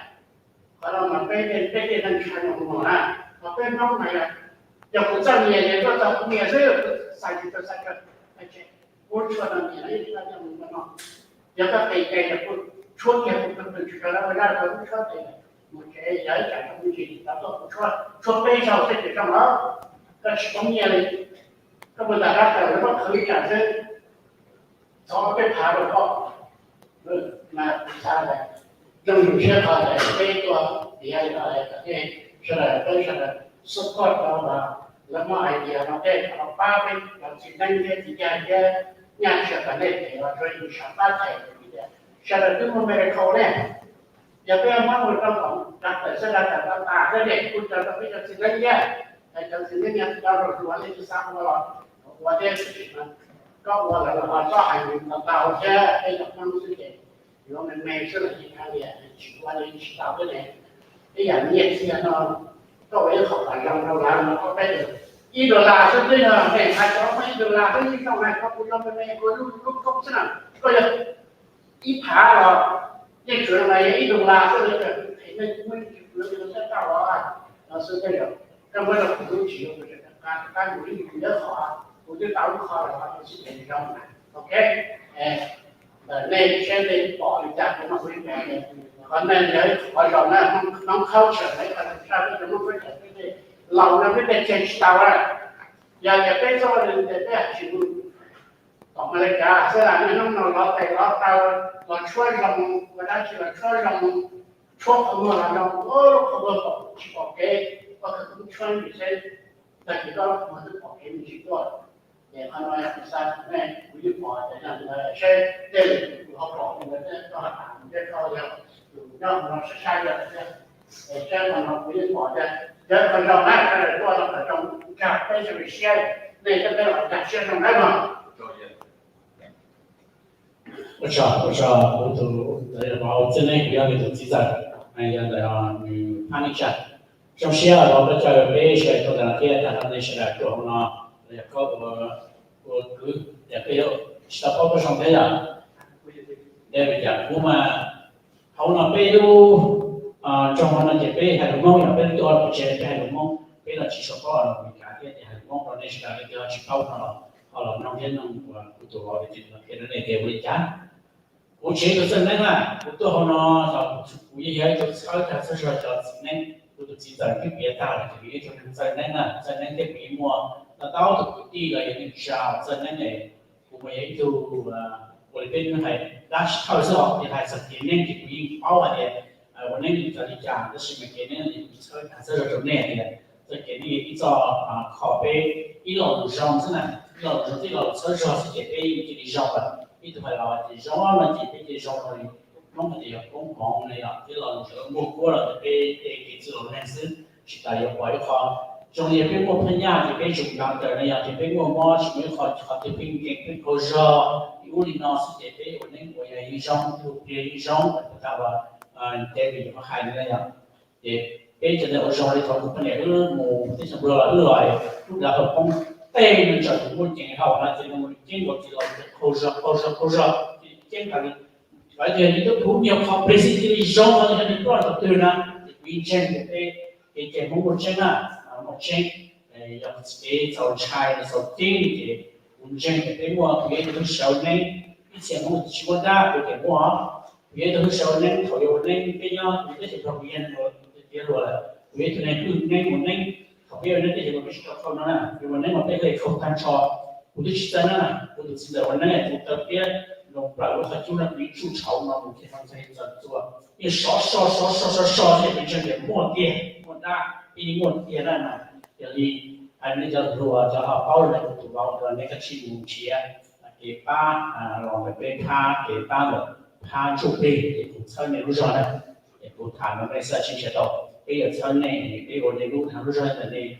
các hộ cảnh sau này là xin chỉ ba cái trong mong rất để chạy là cái giờ xí thì thế là tổng thế bây giờ cái gì có bây giờ cái gì là直接不用了，这边是了么？我一还年我对那么你不一好给叫生和给西那么反正也好给叫生头边的这些的，好那了的西了呢西那我们还这种这西反正不要的是嘛。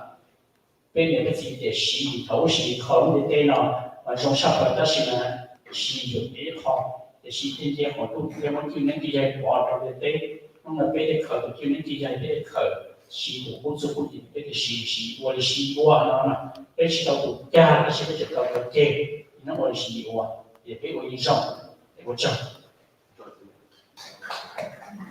Hello. Thank you for having me up here. And for those of you who came later, my name is New Lee. Just want to introduce myself again. I am the founder of Visionary Women's, who is collaborating also as well with the Hmong Shaman Herbal Center. So thank you, Zana, for having us here. We are high in the have. Tuy nhiên lúc nào we are high in the have, we did not know trong tụi nhau từ nào or the show education Hmong. So I'm going to speak in Hmong English too. So I hope my Hmong is doing okay. But yeah, so I just want to introduce myself. I think earlier I introduced myself as I am currently over at Oxford, so I am in my doctoral program for the clinical psychology program. And I have a dream, especially as a a clinical psychologist, pursue doctoral student, and also as a shaman myself, a healer as well, and energy. I do energy healing. I do shamanic rituals as well. So.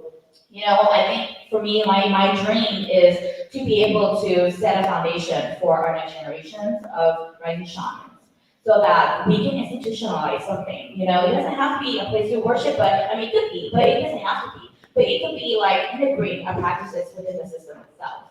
And I truly believe that's one of the ways to really make ourselves like seen or visible, right? Or be vocal about our practices, about our culture, right?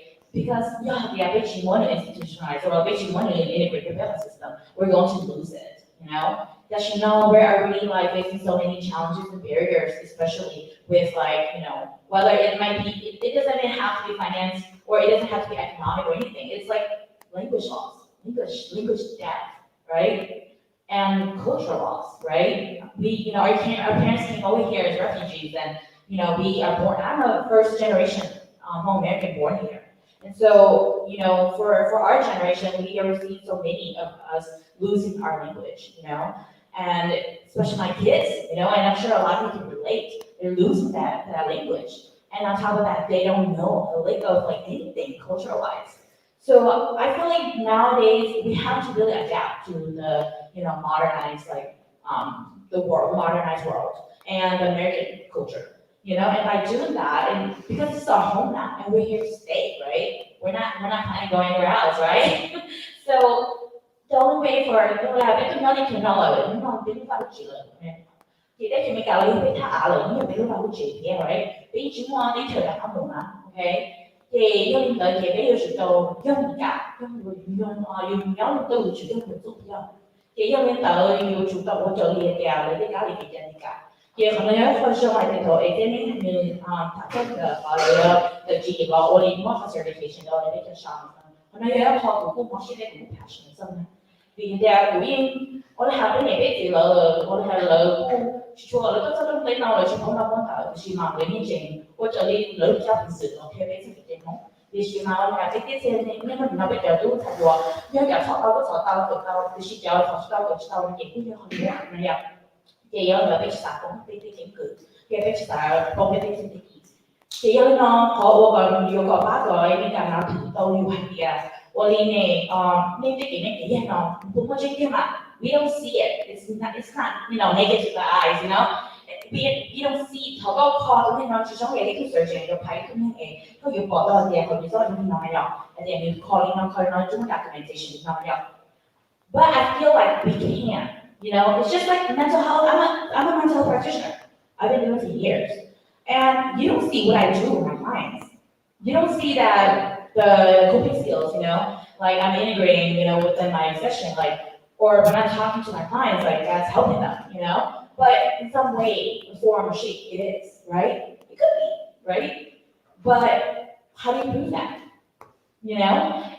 But I do have, a responsibility to document. And I feel like as a shaman, you should all be like, right?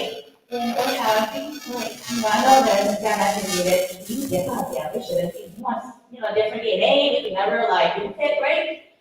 Which is very true. I absolutely agree with that. And I don't want to make it right. But, I don't do that, right? And it's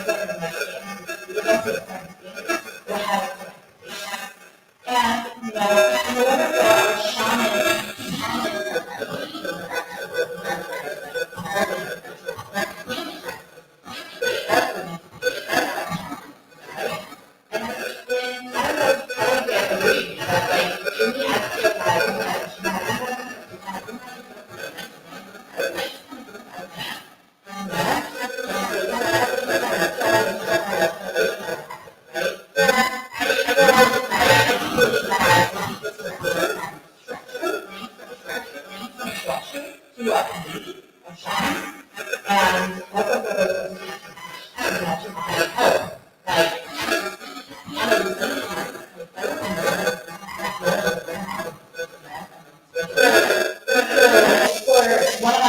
certain things, we'll have expectations.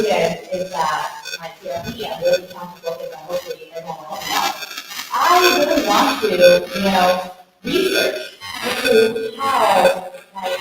order for our being a rising shaman, how does that impact your mental health? And does Western medicine help? Like diagnosing someone just because you don't understand that they are a rising shaman. Mystics. I work with so many clients. Most of my clients, all my clients are Hmong, okay? And most of them, they are rising shamans. But they've been diagnosed with a mental illness. And they've been like, whether it's been like, they've been forced to be hospitalized, commitment, and they're forced to take medications, So I feel like with this certification, this will help us to get on the right track where we can actually be recognized, for what we do and as a profession, right? And we can like take it to another scale where we can educate people about our profession, and like we can actually be heard that this is like legit, right? This is not just something we do under the table, like I'm just that business, right? We can, bring ourselves out there and like, reveal ourselves, and like this is a part of our culture, but this is also our profession. This is what we do. And, this is like truly healing. So how do we get there? We need, like, Jenny and Grandmaster David mentioned, we need data, right? I don't know about you guys, but I already told Jenny, I'm one of the first ones to start to volunteer and help out with the data. So, I'll be out there, I'll be championing for it. Because I truly believe, that like we need this. We need this because, we need to be vocal with this. Because if we're not, it doesn't come out in the light, it's hidden in the dark, our kids will lose it forever, So, just kind of, yeah. So I don't know if I'm kind of like talking too much, please, let me know, but I think this is something that I'm very passionate about, and I hope that people would kind of hop on the bandwagon as well to kind of help fight for this as well. It's not just like, oh yeah, we're gonna try to fight for it so we can get money. No, it's never been about the money, right? It's about like visibility, right? It's about like, people kind of practicing a certain way. Like it doesn't have to necessarily be the same, but like there's standards, right? There's expectations that you just don't do whatever you want to make up. You want to make up your own rules and you just kind of go by it, right? Like there should be a certain like accountability, right? So and documentation. How do we prove that? in the end, what you did worked, right? And, and how does this continue to impact our members of our community? So, I hope I can help answer the question. Okay, thank you. Okay. I think we may be running short on time, but I'm gonna give this time to you guys. There are two questions I'd like to ask you, okay? One is for the shamans, okay? Two, for the non-shaman, okay? My question for the shamans out there, and I'd like you to, if you feel comfortable, get up, I will bring you the mic, and I'd like you to comment. If you are a shaman, and there's a certification process out there, will you yourself be willing to be certified, okay? And go through the certification process, okay? For the non-shamans, if you are seeking assistance from a shaman, would you go to one who is certified? And would you be willing to use your insurance card to go get your services? Okay, and this is for anybody out there. Okay, since we're running short on time, and I hope that I can get your participation, and I hope that after today, I hope that we can continue to have this type of dialogue so that in the future, okay, a year, 2 year, 3 year, we may have the opportunity to work with healthcare professionals like energy healers out there, that they are permitted to go to the hospital and do energy healing, okay? And I truly, okay, believe that if we work together, okay, I hope that before my time's up, we will have a certification process taking place, okay? So for my first question, shamans, anybody out there be willing to respond? Okay, 那个 shaman 去了，在古代那种还得我们慢那样。For you shaman out there, you have my card. You can charge my card. My copay is very high too, but I can deal with it. You can have my card. All right. He's in Wisconsin though. As a rising shaman, I think it's important to be certified because you need to be recognized. If you're not recognized, they will not talk to you in the hospital. They're going to ask you, what's your title, who are you, and what's your background. So you need to be certified in order to go into the hospitals or the clinic so that they will let you go and perform your rituals or whatever it is that you may need to do. So I believe that on both ends, on the American side and just on the Hmong side, not because they be certified, like both sides recognize that you're certified and you are knowledgeable about what you're doing. Thank you. I'm gonna pick at somebody real quick because I know she's a certified energy healer. Okay, she's been very supportive about these type of events. Could you please tell us the pros and cons of being a certified energy healer? Yeah, I feel like, you get more credibility, because you have some reference, some background and education on that. So, yeah, I just feel like it's better for the community, because it builds trust as well. You need to move back to Minnesota. Anybody out there?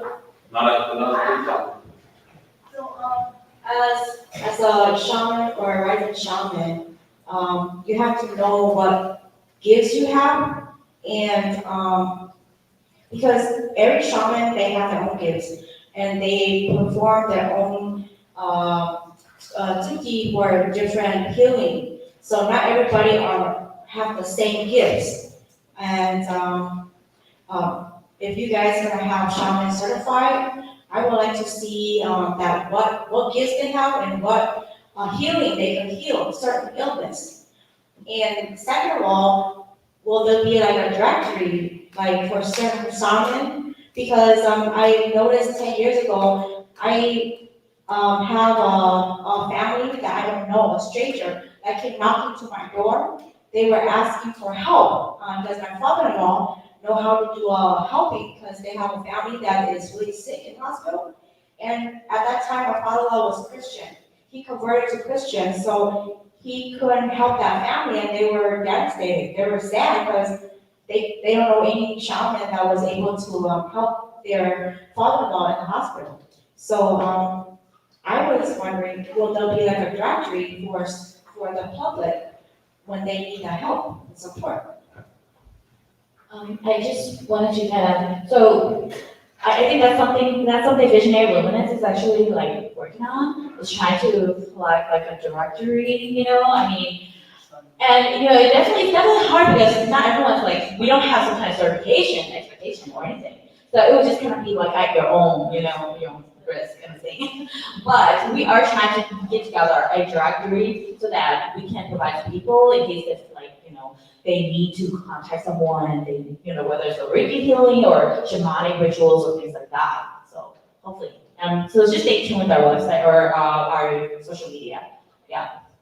Yeah, cái câu mà ý nghĩa là bạn phải luôn ủng hộ những gia và những vì ý khó rằng mua những gia đình vì có ai để là phải làm việc với nhiều những chỉ có cái chuyện này chỉ có hồn nên là chỉ có để bị khó thương này để những mua những cái khó network hoặc directory trong cho xã sĩ cái nên cái giải create một network trong cho cứ nên cứ giải thế còn là chỉ có thể là cái nhưng一直到末的时候，大概是18了，可能是后的，后来要他那个还是了，北九的他那个一路过后，对我他了呢，对我北省要北这边的话，北就到这个地方都到能够得到就คือ我认为还的也来也那边的社会也在中国那边也都这种人的水平还不会的。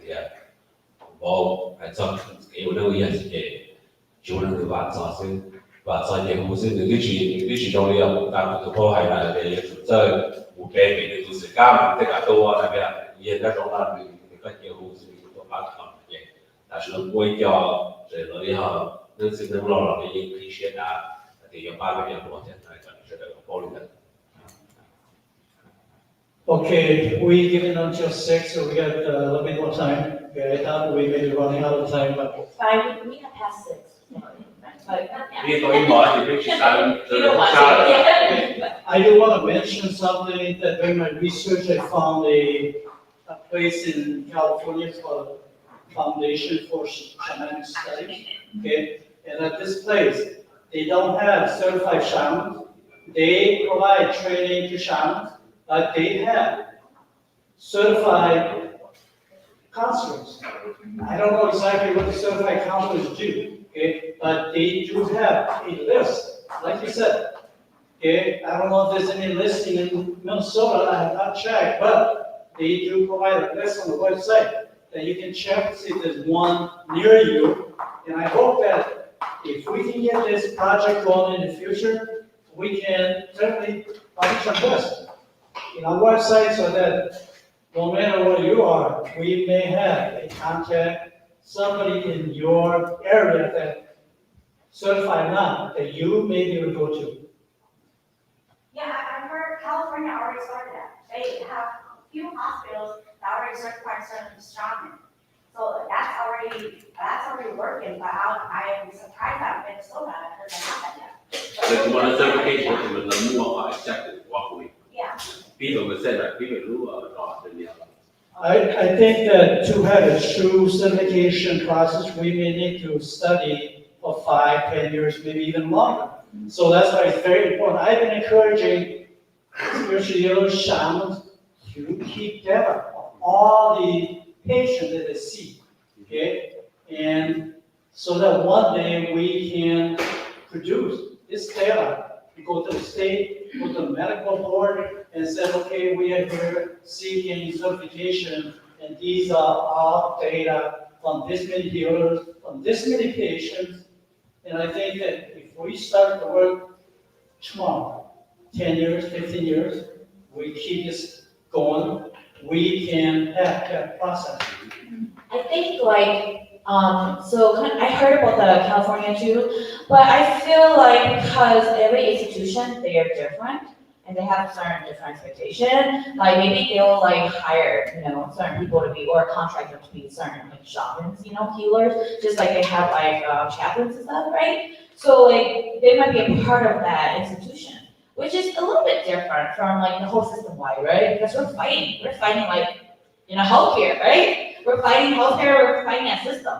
So I think it's in trying to reform, trying to create something that would apply to everyone, whether it's across the states or like, just locally, right? So I think that's where the hard part is. Okay, anybody out there that would like to respond to the two questions I asked? Okay, I don't have, in reality, I don't have much of a question. I'm not a gifted person. I am a citizen of America. What can be,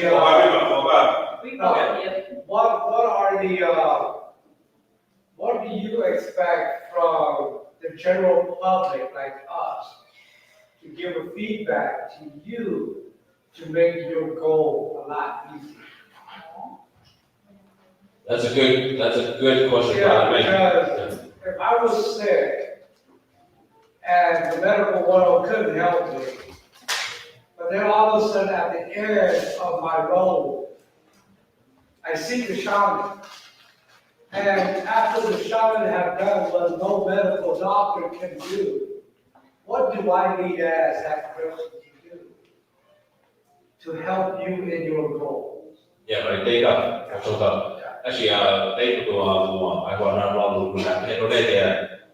Một cái cũng như là nhập quy trong nó nghe là phải sai California lúc theo California mà lợi chuẩn nói lúc họ mới học đồ cả sư nhưng vì họ nên cái con của thầy liền thì đây bây and to also and that will show for the spirit catch you when you fall down nhưng vì một tụ thầy là họ đã về thì cái gì cũng muốn được về chia là nó chỉ tao lòng thì nó cho tận chế mà nó cũng về chia là đó là tổng cho tao chỉ có mò chỉ cho cái mò là áp cũng về liền thì về có ra về cái mò thì cái gì để cũng phong cũng họ cũng chỉ có mò là nên thì cô chỉ cho cái lúc họ mới cũng có ba là thì cái lý do cho thằng họ cho cái mò tua sai là một đây cho nên cái sai là không mò hại mò thì chỉ cho sinh năng của tua nên chạy mò thì Like they said, the body and the mind working together. Yeah, like they said, yeah, you know, but I hear that the hacker. Yeah, more the Shanghai, the import Shanghai, more penalty. They got to get then we had job to come out.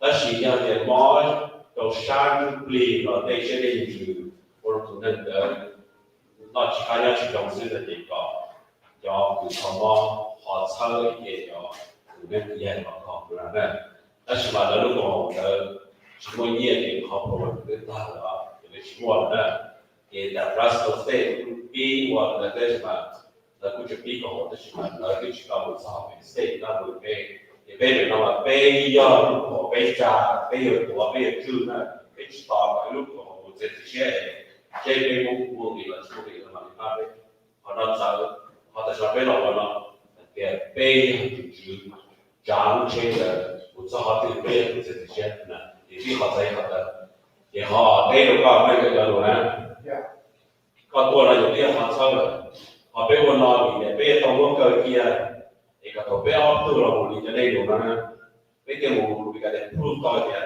cho luôn nó sẽ biết cho này cho luôn nó biết cái môn confidence nó nhớ cho luôn chỉ là tu thì có ý có là bây giờ cái tua đó okay you are based like you said right so cái mà bây giờ tua tôiจะคือmónเขาmónของcái nó tua sẽ được bỏ trong cái so cái này sẽ được tạoนะokay thì họ đã biết họ là về ví dụ nó các đối tác cái về cái chỗ survey chỗ cũng nên tổ chức thả face to face họ hay là mua đó thì mình sẽ làm công việc thi cái nó là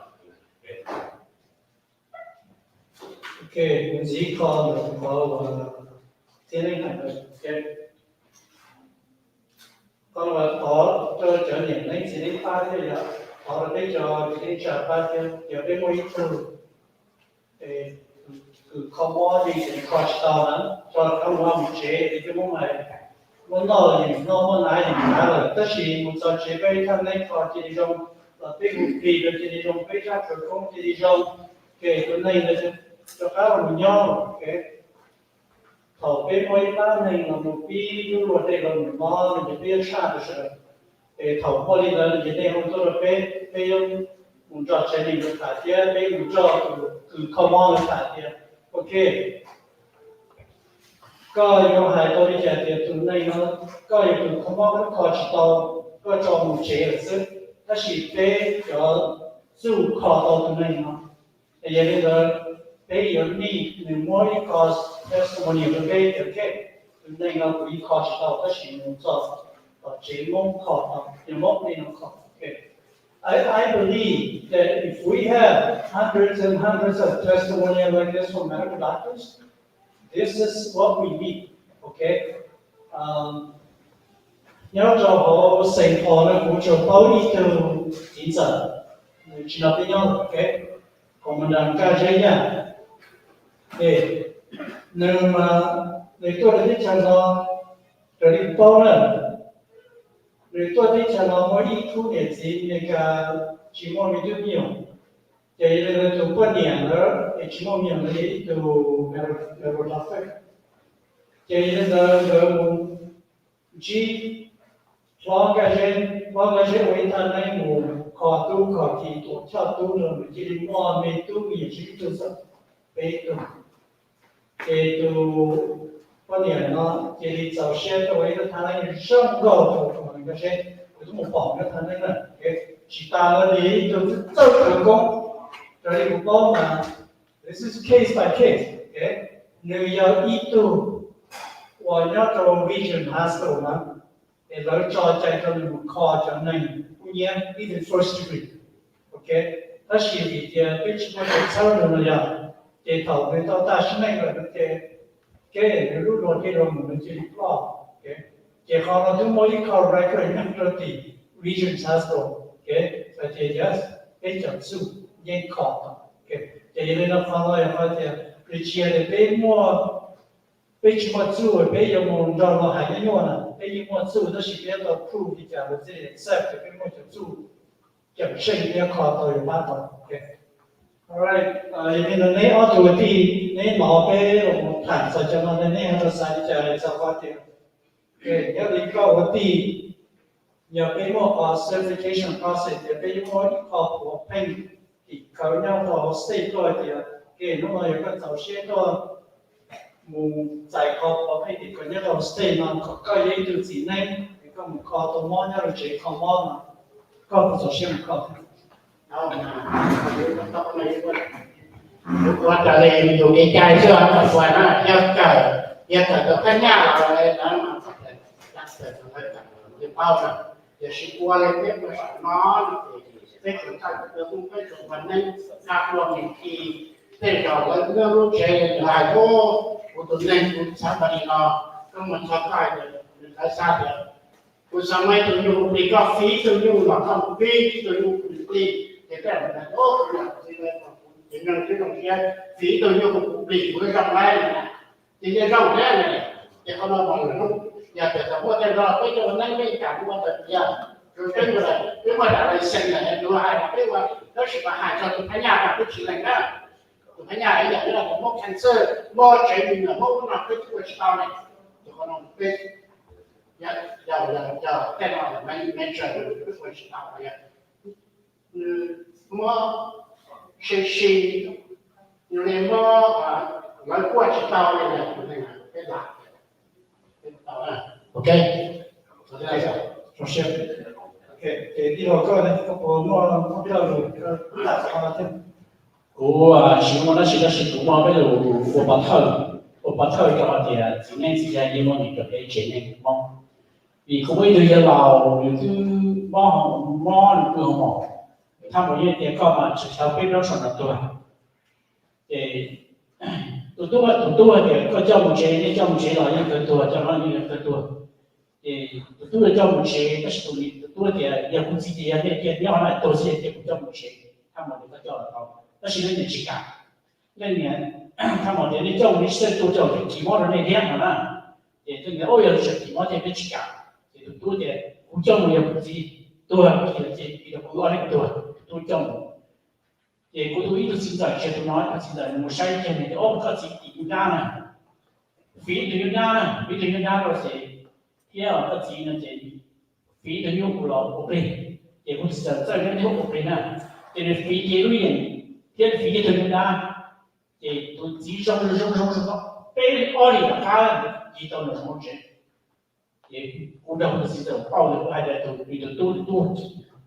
我得给我还有他们那些他们更少呢，更急呢，这好那个各自多呢，但是这叫考上，我们还得更少更急呢，得去干，觉得我去干了，也忙不去，你还得在他那锅炉把太高了点，那个我真压了摸他娘们的考试中，那是压的，被的急，要摸被那被叫。给大家可以体验自己的背景，给我到也不真正的，古老的天那个萝卜头我真的那是在包的上。OK。咁我哋叫我做第一次，呢全部都叫古樣，係啊，標準就做咩冇咁少嘅。Yes。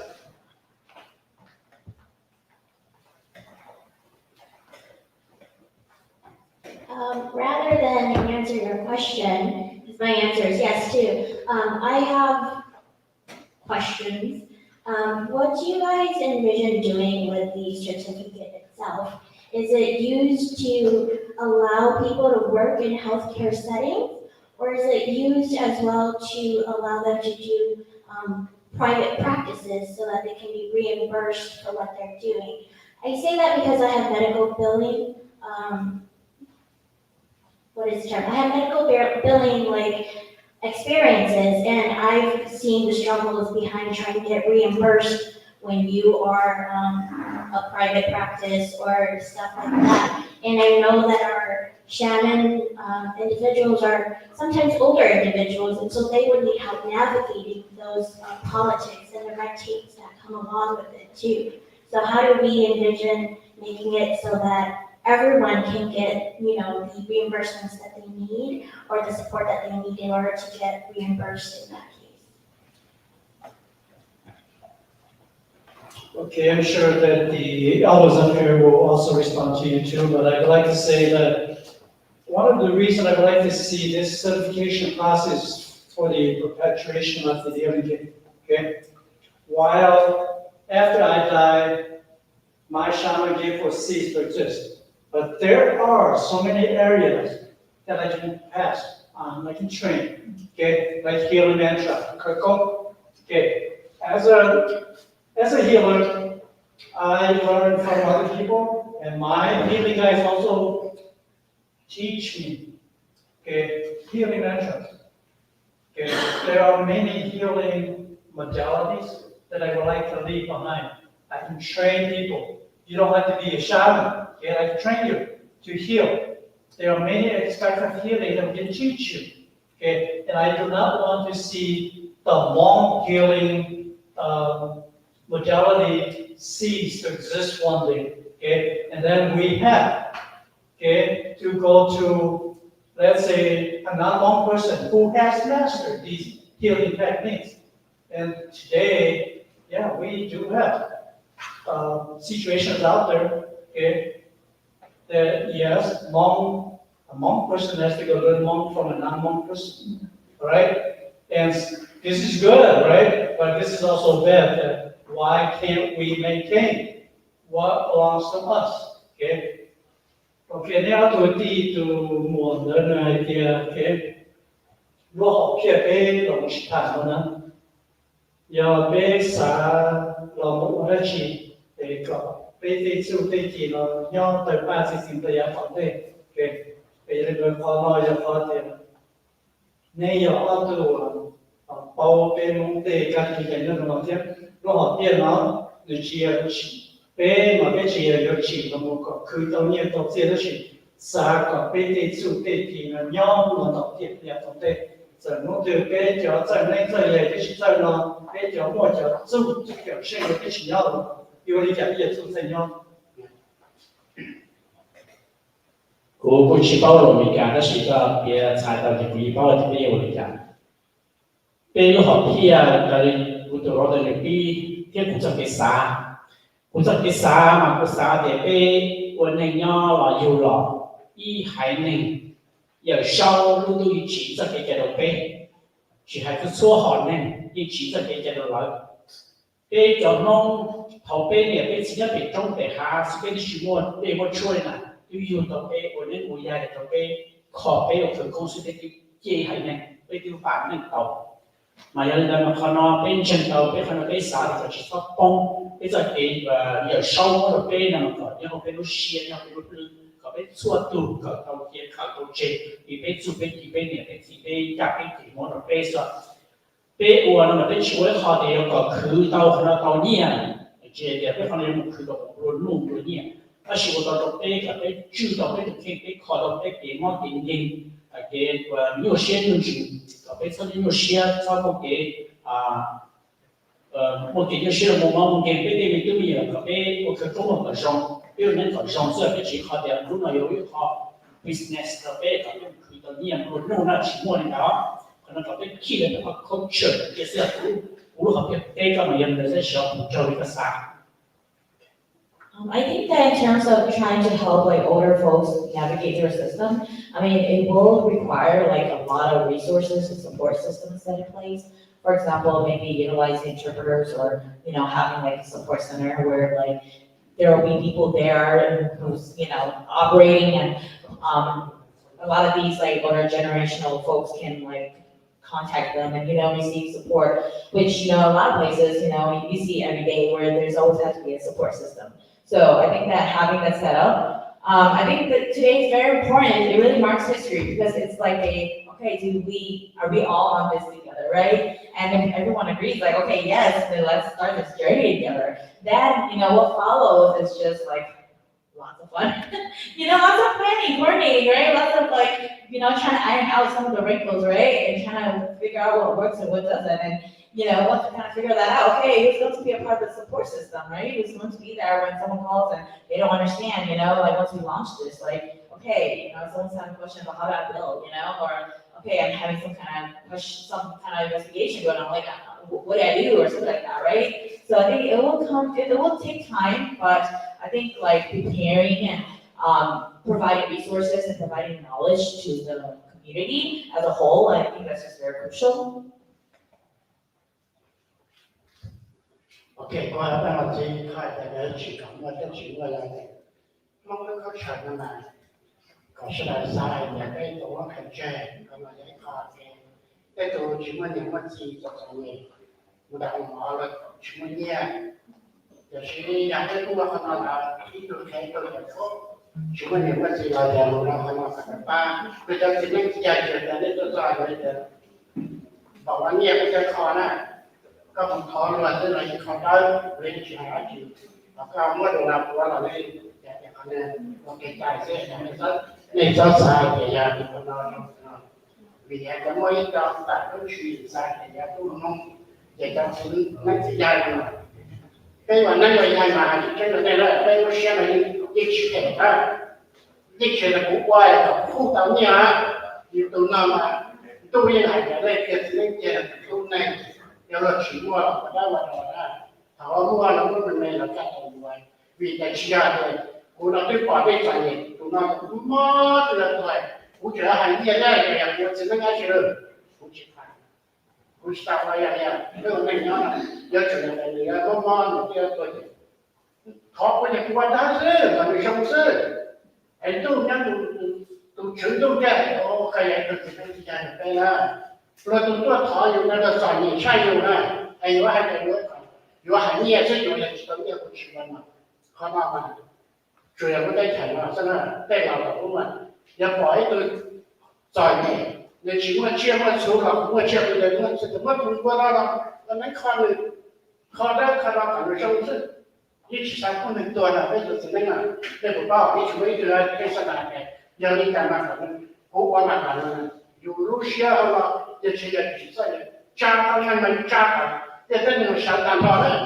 考啊这样哦，我这那个那样直接不去我们，都拿ไปฉีดวัละเนี่ยได้เปิดวันนี้ครับตัวอย่างคู่เยี่ยใช่ไหมอย่างวันนี้เยอะเราไม่ได้ยินได้ชีเขามันบริษัทหาเสียโปรโมทที่ชิโน่เราจะต่อได้ที่ป้าก็ควรจะจะตัดเรื่องมุมมองเราสนับเต็มเราจะไอ้เราไม่ก็เราลูกเข้าใจอะไรอินเวอร์ก็จะเป็นสนับสนุนแบบนี้การช่วยเหลือไอ้จะให้จะเอาพาไปขายเนี่ยจะนอนอุตสาหกรรมได้ผมจะไปชิมได้แล้วก็ไปขายเนี่ยใช่ไหมไปยัง都起来，再来那种都是，那也就我猫那边的话，在他那边，在那边开过一个，他们考试能考目，要是在那个很背后啥个为啥的，我们也考上，非常难，搞背出来，中文的专业都专业了，背不可能这专业，都好摸他们那边还在搞，这还在弄，有么摸也在讲，如果摸了去啥多，我考了两天。เราจะสอนเนี่ยเราต้องศึกษาตัวพวกเขาเราต้องเรียนเราต้องนั่งได้อย่างแบบนี้ไอ้อยู่ไม่น้อยอย่างเราหันเนี่ยสักหน่อยเป็นแต่สิ่งนั้นเป็นสไตล์อะไรแต่สิ่งนั้นเนี่ยต้องฉีดเราต้องฉีดก่อนเป็นแบบนี้นะวันนี้ฮะไอ้เสียงอะไรให้เดี๋ยวเนี่ยสิอยากก็หาฉีดให้เราเติมเอาไปน้ำส้มของเราแล้วว่าไปดูเราขนาดนี้ก็ดูเชื่อกันเปล่าเราจะให้จะดูลงต่อเด็กเขาแล้วก็ก็จะมีเชื่ออย่าพูดกับเรื่องการทำจิตใจมันมีใจมีตัวเองก็มันจิตใจเนี่ยชัวร์เชื่อก็รู้เชื่อกันเชื่อมันต้องมาเข้าว่าจิตก็เชื่อมันแล้วอันนี้จริงอะไรได้เรื่องเชื่อมันโอเคผมมาการนั้นใช่ไหมแล้วก็เขียนได้ขนาดนี้ไว้只要你还这样被什么念的被转念这个被什么被妈妈的被转念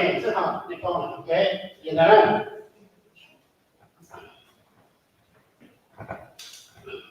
cụ hai cái năm mà cụ chỉ có thể cho cho nên cái từ gì đó là gì cả rồi cái câu này nè nhớ đầu session herbalist thì nhớ đầu sa spiritual healing mà thì cái đó đầu sa social care human services ya mà nhớ đầu sa nào mà we apply for cooperation để chỉ công ty để chỉ share resources thì nhờ đi sau đầu cái vụ sẽ cái yếu tố reinvent khẩu hiệu đó là cái yếu tố sĩ để nó yếu là đúng rồi cái sĩ này nhưng mà cái gì cả nó cho nên American rồi cũng mà ít thực sự là cái tụi nó thế thì tôi đi bắt đầu là collaborate cái tụi nó là của yếu tố mà ít họ chú ý đi cả cái là chứ mỗi nhà đồng là cái học việc tap into tức là như vậy sử dụng nhiều sự để thì sao reinvent cho chép và tạo ini kamu tahu ini siapa berarti?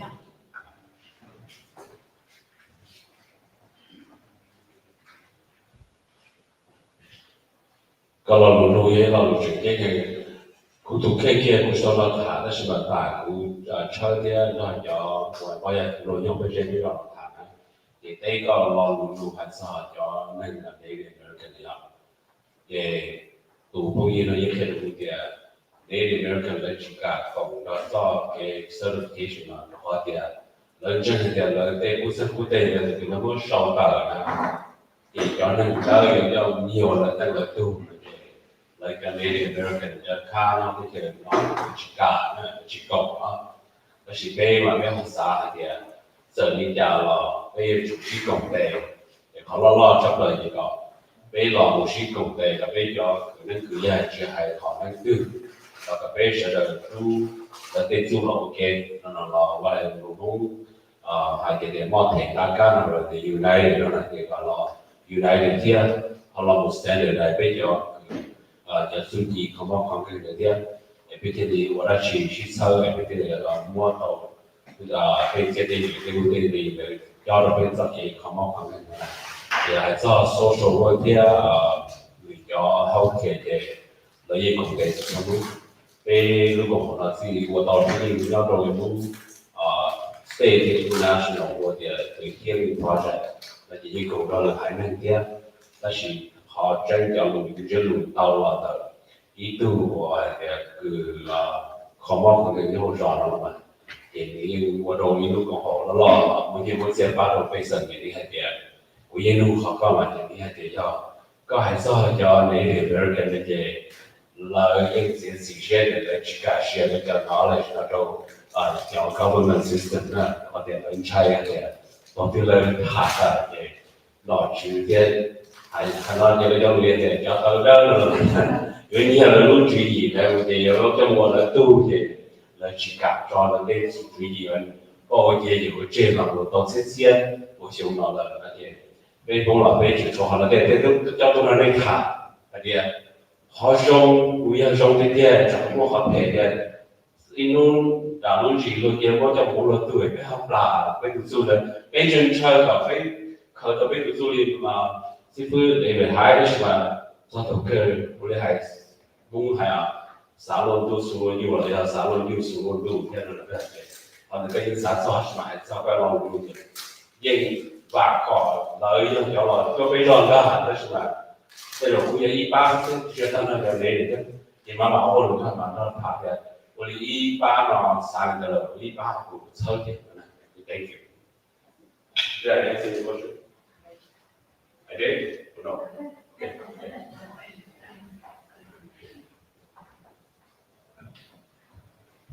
给乌萨的些有出息些啥的什么，好被那些呢，被做比较做的时候呢，在一起讨个没忙起个别子嘛，给就比较做呢要落有个，给，弄了做弄弄了呢，就比较忙做的，都给个工大的那个助理啊，情况比较忙做，OK 就在这边，要做弄了不偏。Depende ok ta shi kana rusa ke pesa kya Russia yao ke ta de ja zu no na zu de shen so ye no na be yo kia mo一盘上的那个知名的蒙克了，英国给的这个zu no ya老的蒙，ok 这也能好了，rusa pesa 我需要他三年没弄的，并且zu这里有老，这也是没的蒙克。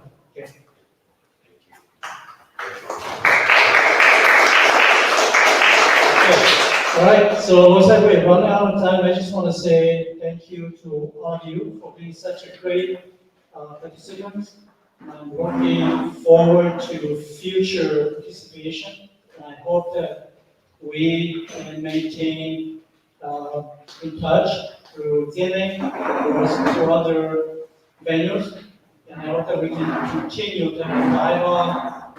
This is not something that we cannot do. We get things done overnight. We will do it 10 years, 15 years, 20 years, we will keep going, okay? Thank you very much. OK，我知道这西方里亚天还是那个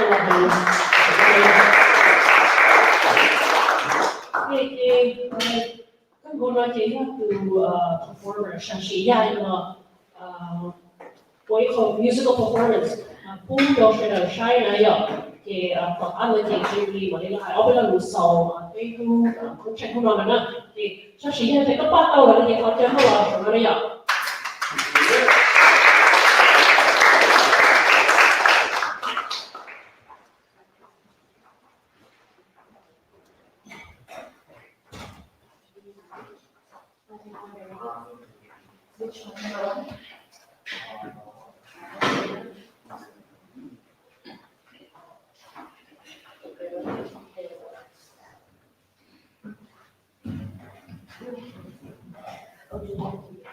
Is there a track? Oh, yeah.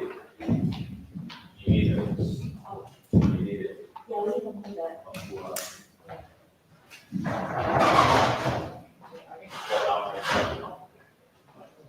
Are you sure? You know how to use the, I'm not using the water. That's the new one. Let's try it.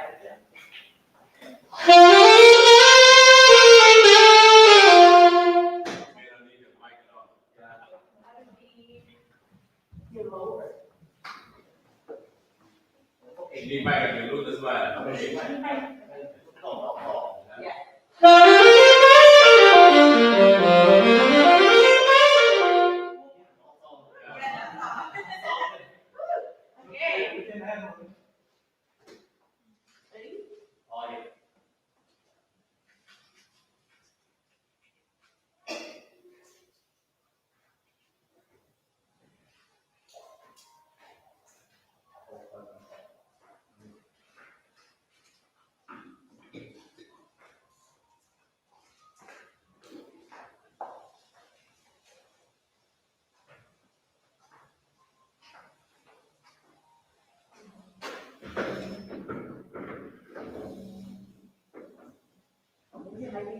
看一次拉条。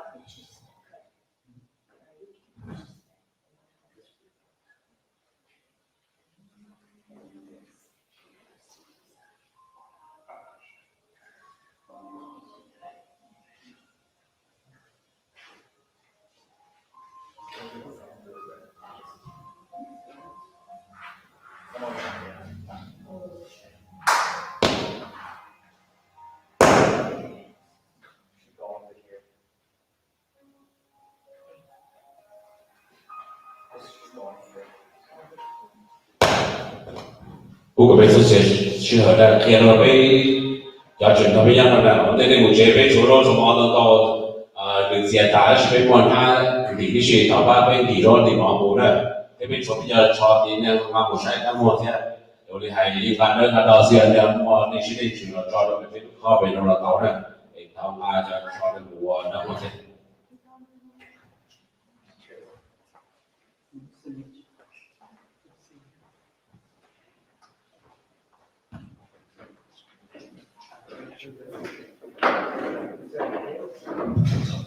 In the Maya call law system, it could be made of the king's donation to the top.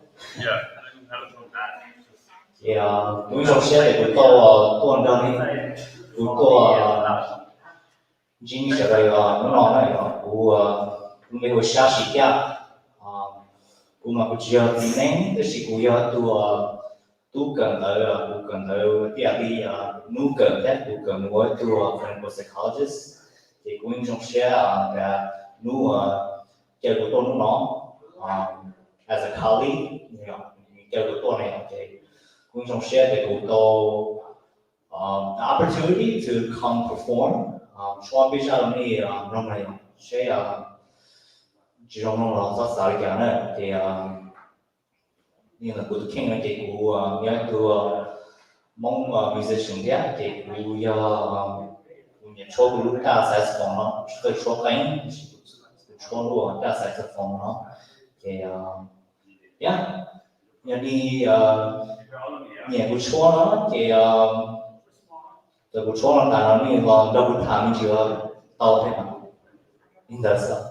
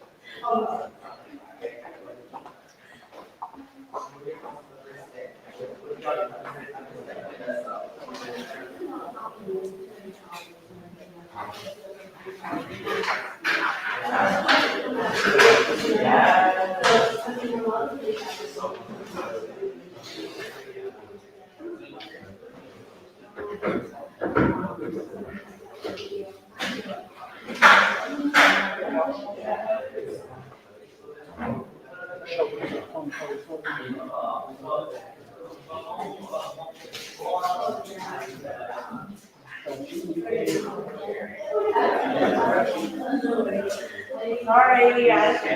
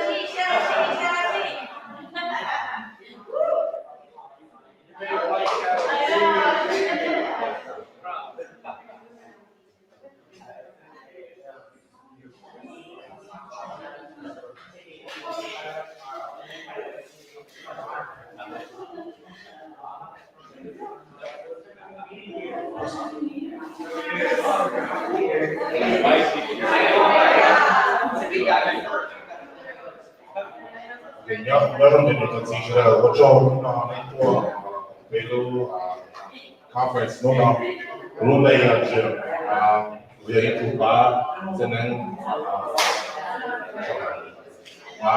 只能要如为工作嘛，我让你讲lúc nào thì cái conference nó selling nó là cái gì mà chỉ mua cái lò rể tôi là chỉ bây giờ tôi dùng cái nó thì那叫牛鸡么是的，那个肥牛啊，点什么是的，我们这个了说的家，都是点弄了，你是的多，我你是的少，你弄了，你找那安尼弄这，弄了那过早我们都做这了，为什么那知道那那是做着忙的多呗，你จากร้านอร่อยน้อยเขามีจีมอได้ไป我来经常旅游，你叫人你找过ไปโดนว่าฉันชอบตะกี้ไปเจอว่าว่า healing session 都เนี่ยนั่งสินั่งไปเจอตัวที่เขาว่าตะกี้นี่มันทำเลยตัวป้าไปเจอเลยมันต้อง有晒太阳有มันต้องอย่างตะกี้นี่ตัวอีlunzi我那时候做的。